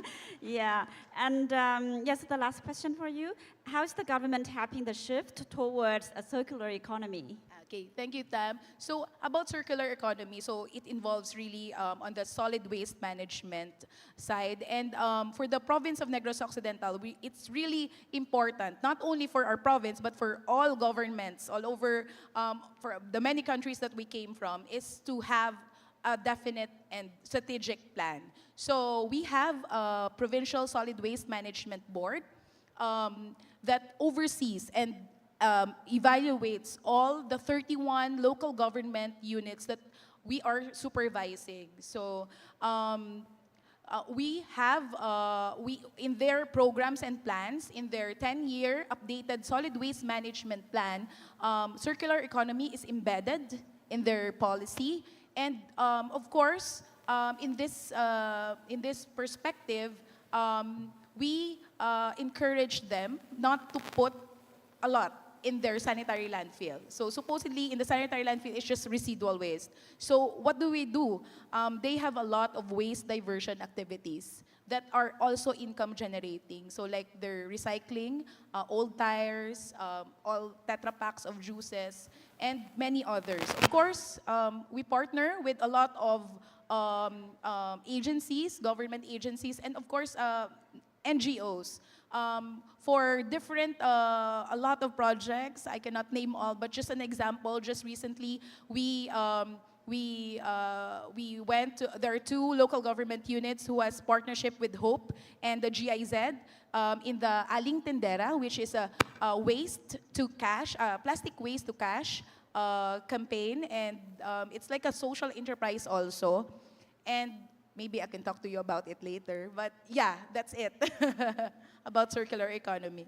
Yes, thank you, Julianne. There's such inspiring work for other governments to take into considerations as they aim to engage more closely within the communities. So I think now it's time that we move on to our final and also the only man in the show, in the group today. So I am pleased to welcome Mr. Sohail Ahmed, Managing Director of Grameen Shakti. Thank you so much, Sohail. I hope you are still there. Yes, I am. Yes, for joining us remotely. So it's lovely to see you again remotely, Sohail. And the first question for you is, could you tell us about Grameen Shakti and how you are supporting the creation of social businesses in rural communities across Bangladesh?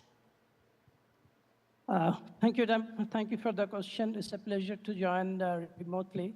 Let me start by saying happy birthday to Professor Muhammad Yunus. Happy birthday to you, sir. A very happy birthday.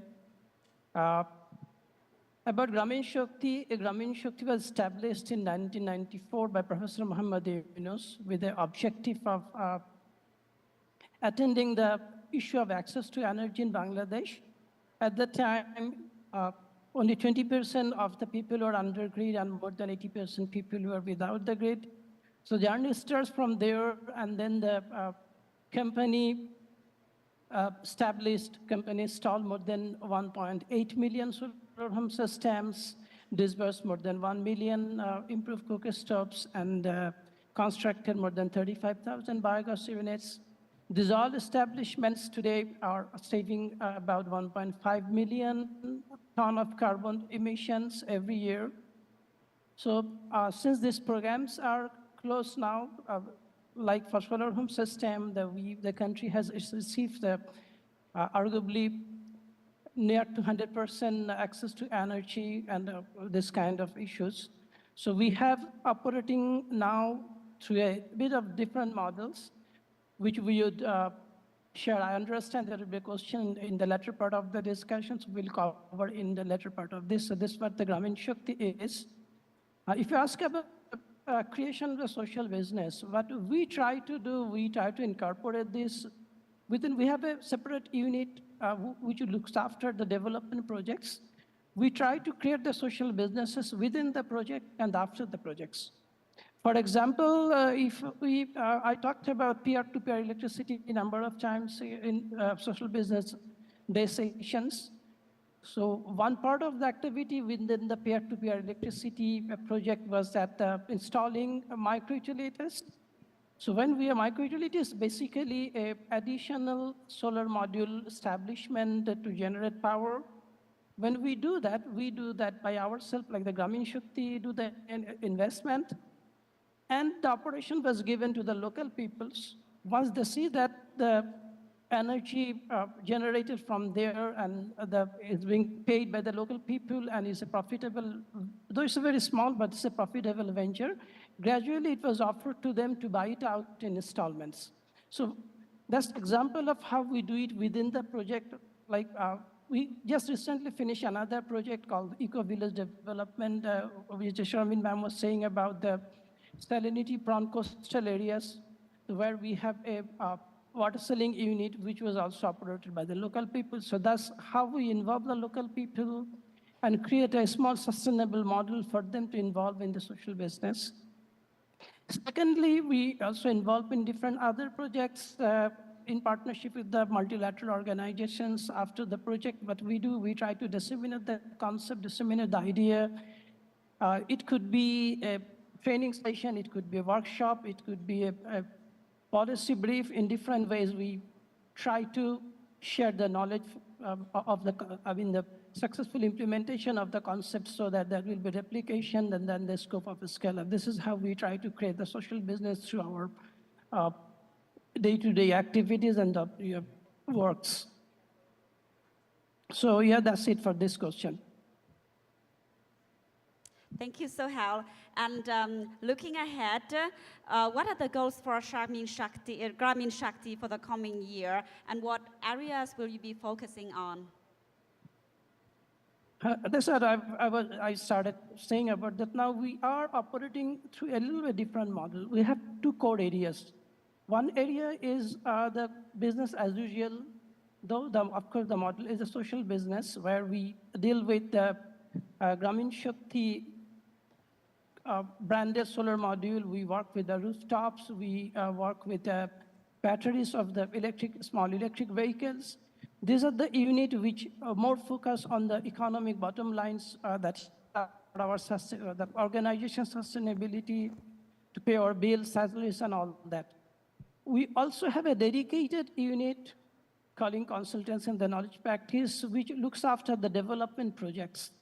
This unit work with, in partnership with different multilateral organizations, like we have project with the United Nations, we have project with the World Bank, we have project with the Danish-funded project like CISU. So I'll give a few examples. Just recently, we have finished, I was saying about it, a project under EVD called Eco Village Development. That's a multi-country project happening simultaneously in Bangladesh, Sri Lanka, India, and Nepal. So we created an ecosystem in a coastal village, which is hugely challenged by the climate change and prone to salinity, where the project mostly focused that how excess electricity generated from an irrigation system can be used to, produce pure drinking water. So that is a beautiful example of an ecosystem. And once this project is over, we issued a policy brief, which was shared with the government people and all others, so that these small examples can be taken into consideration in their programs. We call this bottom-up approach. Currently, we heard a lot about the just energy from our colleague from ILO. We're involved in a project under ADB, where we are in partnership with the University of Melbourne.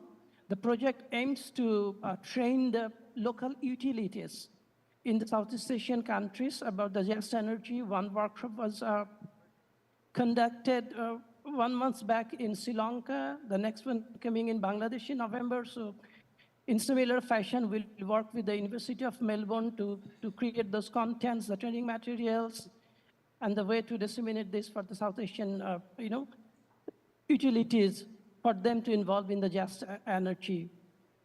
One other project just coming in under USAID, which is a nexus of the electricity and the water. Again, this excellent example is that how the solar energy and the, how solar energy could be used in different applications for lighting, for irrigation, at the same time the charging of the batteries, and then those applications could also help to integrate, produce pure water or the water for irrigations. So that's, we are going, I think we'd start working on that in a couple of months. We are also working another project under Oxfam where we're looking after the impact of the use of fossil fuel on the garments worker. The RNG sector is one of the most important sector financially for Bangladesh, and this is also an important element to look at. So this is how we are working. This is only a few examples. So we are working in different projects like this, which is specifically looking at the agendas of the 3 zeros as teach by Professor Muhammad Yunus to us to work with, to disseminate throughout the world and all that. So that's what we're doing. These are the examples of few projects, and we kept on conceptualizing projects like those, look for the partners, share with them, or even if any project concept is floated by the partner, we participate there, and then create the partnership to roll it out. So this is how we are looking at to do more and more projects and to, distribute the thought of social business throughout the world in that fashion. Thank you. Thank you, Sohail. And I guess that we are almost there, so I'm going to round out and close up the section, the panel section today. So thank you, Sohail. Thank you, thank you to all of our panelists today for sharing your insights, your experience in driving an inclusive, circular, green economy. So this has been an inspiring conversation, everyone. A reminder that collaboration across multiple stakeholders is key to ensure meaningful solutions are implemented or designed and implemented. And thank you, everyone. Thank you, the audience, for listening attentively, for your patience. Until now, we went over time a bit, but we appreciate your understanding. And yeah, we wish you the good rest of the program today. And please keep coming to us to exchange, to continue our discussions. Thank you, everyone. Yes, now I would like to ask all of the panelists to take a group photo.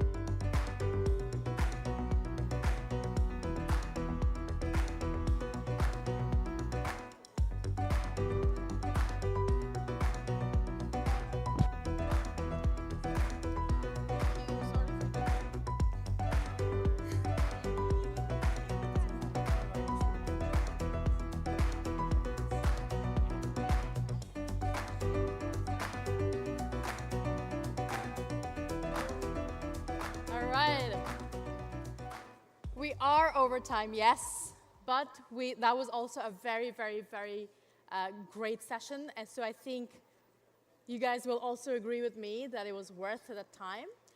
We will break for lunch very soon, but we have very quick announcements. So please bear with me for 10 minutes as I welcome our next speaker, Priya Touchdi from Vilgro, to make an announcement on the Impact Pioneer Network, financing social businesses. Priya, over to you.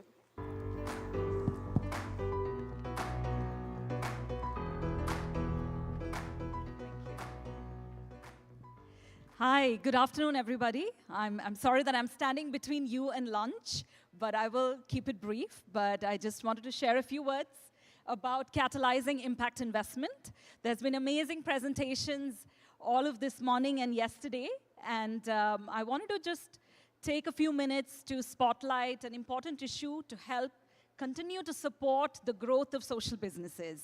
So I just wanted to see quickly, any social entrepreneurs, social businesses here? Just a quick raise of hands. Okay, I see a few in the back.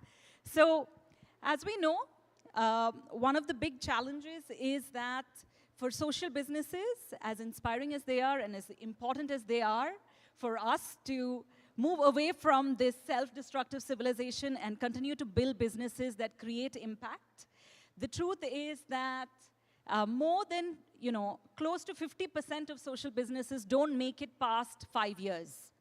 And even though impact entrepreneurship and may I just ask for the next slide? Yeah. Even though we all believe in the power of social enterprises and impact businesses, they continue to be facing challenges at the last mile. Thank you so much. Continue to be facing challenges, even though they are trying to be sustainable through their market-driven model. So thank you so much for that.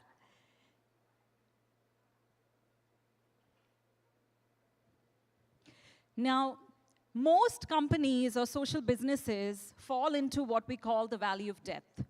And one of the biggest challenges is that for businesses who are building models that have to go last mile, they are still pioneers in many of the countries that they're operating in, whether here in the Philippines or in Bangladesh. As the examples that we heard earlier, there are systemic issues that keep them from being successful.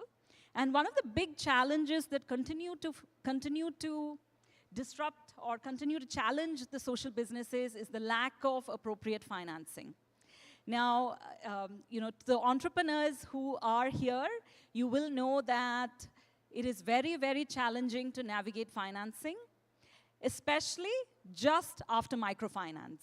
So today, the microfinance ecosystem has grown, but if you are a business, as I think earlier, one of our speakers from ILO was saying, as the businesses grow, they need to access more support and different types of support.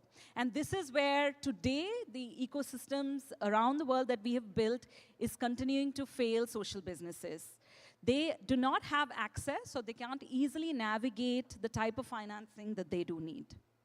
So if you just see here, what we call the missing middle is still the biggest gap. So you, as an entrepreneur today, you might be able to access some grants, kick off, join some competitions, maybe join some incubation and acceleration programs to kind of get started. But as you continue to build your business, there continues to be challenges, and that's why, as I said, we don't see many enterprises going beyond 5 years, which means the opportunity is truly lost to create that lasting change. So this is where we see a huge opportunity for coming in and supporting and truly backing social businesses, entrepreneurs who are taking a huge risk, but are committed in their passion and mission to create lasting change. So the Impact Pioneers Network was created by us at Will Grow Philippines. We are an incubator and an accelerator that supports social entrepreneurs in partnership with our peers. So a true ecosystem collaboration, our partners at Exchange, also an impact incubator from here in the Philippines. And we set up a platform to bring both of these sides together. Usually, as I think the earlier speaker was saying, the financial system has some severe barriers in making this work for everybody. And what we really hope to do through the Impact Pioneers platform is to create this opportunity to connect investors to social businesses and entrepreneurs. But not just any investors, but investors with the lens of impact, who are purpose-driven, and who want to back social entrepreneurs or social businesses that are making a difference. So through the Impact Pioneers Network, we work with both. So if you are an entrepreneur here today looking to access financing, please come and find me afterwards. Or if you are an organization that is thinking about putting capital to good use or to changing our financial system to make it truly impactful, please do come and find me also after this, because it's really important for us to address this gap. It's amazing to see more and more social entrepreneurs around the world starting up, but it's really important that they are able to stay the course, because it takes 5 years, 10 years, 15 years to actually create that lasting change or that systemic shift that we're looking for. But to do that, they do need access to financing, and many times risk financing or patient capital. That is where impact investment can truly play a role. So I'm very happy to say that if there are any investors here in the room or entrepreneurs, please do screenshot that. Please do sign up to our platform, where you can see we have close to 100 social entrepreneurs from the Philippines already on that platform. We have about 20, 25 investors, both here from the Philippines and regionally. And if there's anybody here from a different country who wants to do something similar, we are very, very happy to share open playbook to help build these structures in our ecosystems. Today, I just wanted to announce very quickly our working capital facility. So one of the things that we, over the last 3 years, when we started talking to social entrepreneurs, we realized that they are constantly getting stuck when they talk to impact investors, when they are trying to see if they can also be part of the startup narrative and hear all this news of, investments happening in the ecosystem, primarily in the tech and venture capital ecosystem. We found that many social entrepreneurs are choosing not to access financing and struggling on their journey. So we set up this facility in partnership with the investors at the Impact Pioneers Network, who are microfinance institutions, foundations, and individuals. And we've come together to really unlock working capital or short-term debt financing for our social entrepreneurs. So we're very excited to announce that this facility is now open. And we are happy to say that we are happy to support any businesses who have at least operated for 1 year. So you have, at least the early starts of your business in place. And this is specifically for the Philippines. We are looking to support those who are truly creating impact and contributing to the SDGs. As we all know that we are only at 19% of the targets for the Sustainable Development Goals. 2030 is just around the corner. And so we really need to accelerate the work that we are doing. So these are the sectors that we're working in. I was very excited to hear the previous panel talk about climate action and the need to finance just transition. I'm very excited to say that we have a project in the works that is going to be looking at specifically just transition in a few months, and happy to share more offline about that. So these are the sectors. So anybody who, this is what we are looking at here in the Philippines. Again, happy to share more about how we are supporting entrepreneurs across these sectors. We identified these sectors because we do believe that this is where we really need to support innovation and social businesses. And we have traditionally seen a lot of businesses not being able to go past the first few years in these sectors. So just to give you an example, this year we've already supported businesses in agri-tech, renewable energy, in circularity, and happy to also express our commitment to supporting majority women-led and underrepresented founders. And what do I mean by underrepresented?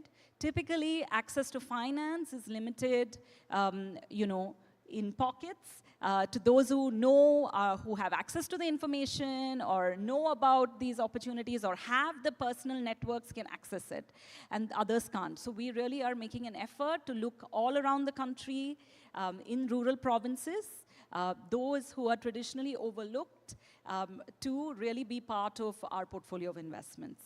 So again, if anybody here in the Philippines looking for financing, please do scan that QR and let us know.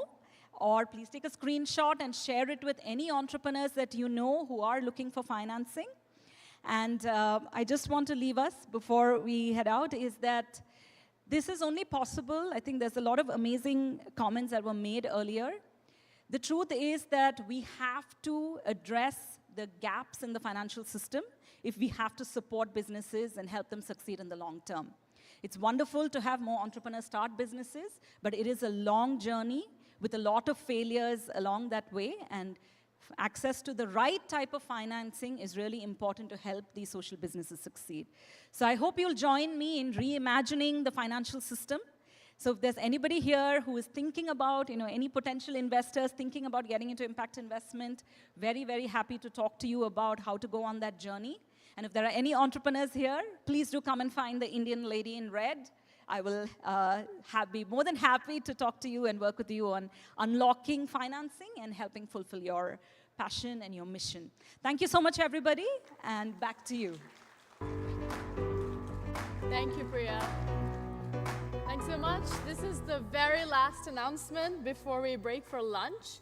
Ladies and gentlemen, please welcome Nini Daing, the CEO of My Harapan, to make an announcement on the youth development and social business through incubation and acceleration programs.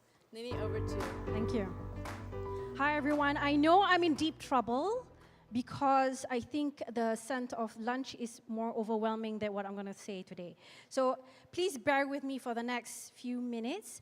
I am Nini Daing, and I am from My Harapan, Malaysia. My Harapan, very quickly, is an establishment really dedicated to provide young people with the ability to understand themselves, discover themselves in order to contribute to others and to planet. So we've been doing this for the past 15 years. After we found Professor Yunus, we found him literally and have not left since. We are very happy to be affiliated to the Yunus family, and we're very happy to be here. What we do is we empower young people to start and to understand how they can take action, enable them through access to financing, enabling them through mentoring and coaching, after which it's really about enlightening and ensuring that they can gain access to information that will help them gain the sort of insights for decision-making, for better decision-making. So the thing is, over the years, we've been able to, fortunately, to address at least 200 over 1,000 young people at varying degrees of success. And we have in our portfolio over 100 social businesses as well. And quite a lot of them over the past years pre-pandemic have developed into award-winning organizations, both on the national and on the international front. The thing is, it's very difficult, it's very daunting to undo the sins of the past. It has been very difficult to, with the constant bombardment of the doom and gloom that we see today on social media and whatever not, it becomes sometimes very difficult to see the light at the end of the tunnel. And we've seen and observed this among young people in Malaysia. And we feel that we need to perhaps take a step back to have more like a, instead of the 3 zeros person, they have to also understand themselves and their ability to make that change, because they're not seeing that right now. So in order to do that, we are developing the Agent 000. He is the precursor to Agent 007. So what we're developing is a kindergarten for the James Bonds of social business.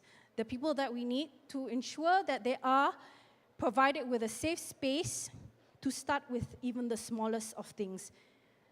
So what we want to be able to do is allow them to sing songs of sustainability, as we have seen before. We want to be able to see them being able to create art and reimagine a life that is and what it can be. Because unfortunately, in whatever that we've learned today in schools and whatnot, we have forgotten how to reimagine. We've forgotten to use our imagination, because there is a huge emphasis on what is scientific. And we've heard this again and again. So in doing so, we want them to be able to, we will be launching this very shortly, and this is for young people of any age. Because all of us, I feel, are young at heart. Do we all agree? Because even the 36 sometimes are in denial, as I am. I'm still 25 to date and have not grown old since. So I think it's in maintaining that spirit. Eventually, what we want to do is be able to funnel them into 3 Zeros Club, where they will be able to form with like-minded individuals. Right now, they don't necessarily know who they can actually partner with. And we've had difficulties in ensuring that they can form the sort of groups as in marriages. You know, we need to find the right partners, and these are in which areas we'll be able to do this. And even more so, we'll be also developing with polytech colleges as well as college communities. These universities or colleges actually have incubators of their own. And we want to add a layer of social business. So we're anticipating that with 120 incubators nationwide, we'll be able to develop at least, at the very least, an aim of 1 social business per incubator. In which case, my call and my ask for every one of you is to come forward to become also the agent, the James Bond that we so direly need right now. So we don't want to be able to purely talk about it, but if you are able to come forward with mentoring, coaching, just a little something for them to learn from people who have been in the industry and to know that it is very possible. So I call upon the artists, the people who can sing, the people who do art, the people who can move and tell stories, and understand that doing good is something that's not just pure charity, but is something that they can do very well. Okay, so with this, I call upon all you. Are you guys the James Bond? Do I see James Bond here? Not really? No James Bonds here? Yes. So again, if you don't want to be the agent, I call upon Bosleys. I want the Bosleys. I want to give hope back to young people, because right now it may be depleted. So we need to recharge that, as we do every time we are here on Social Business Day.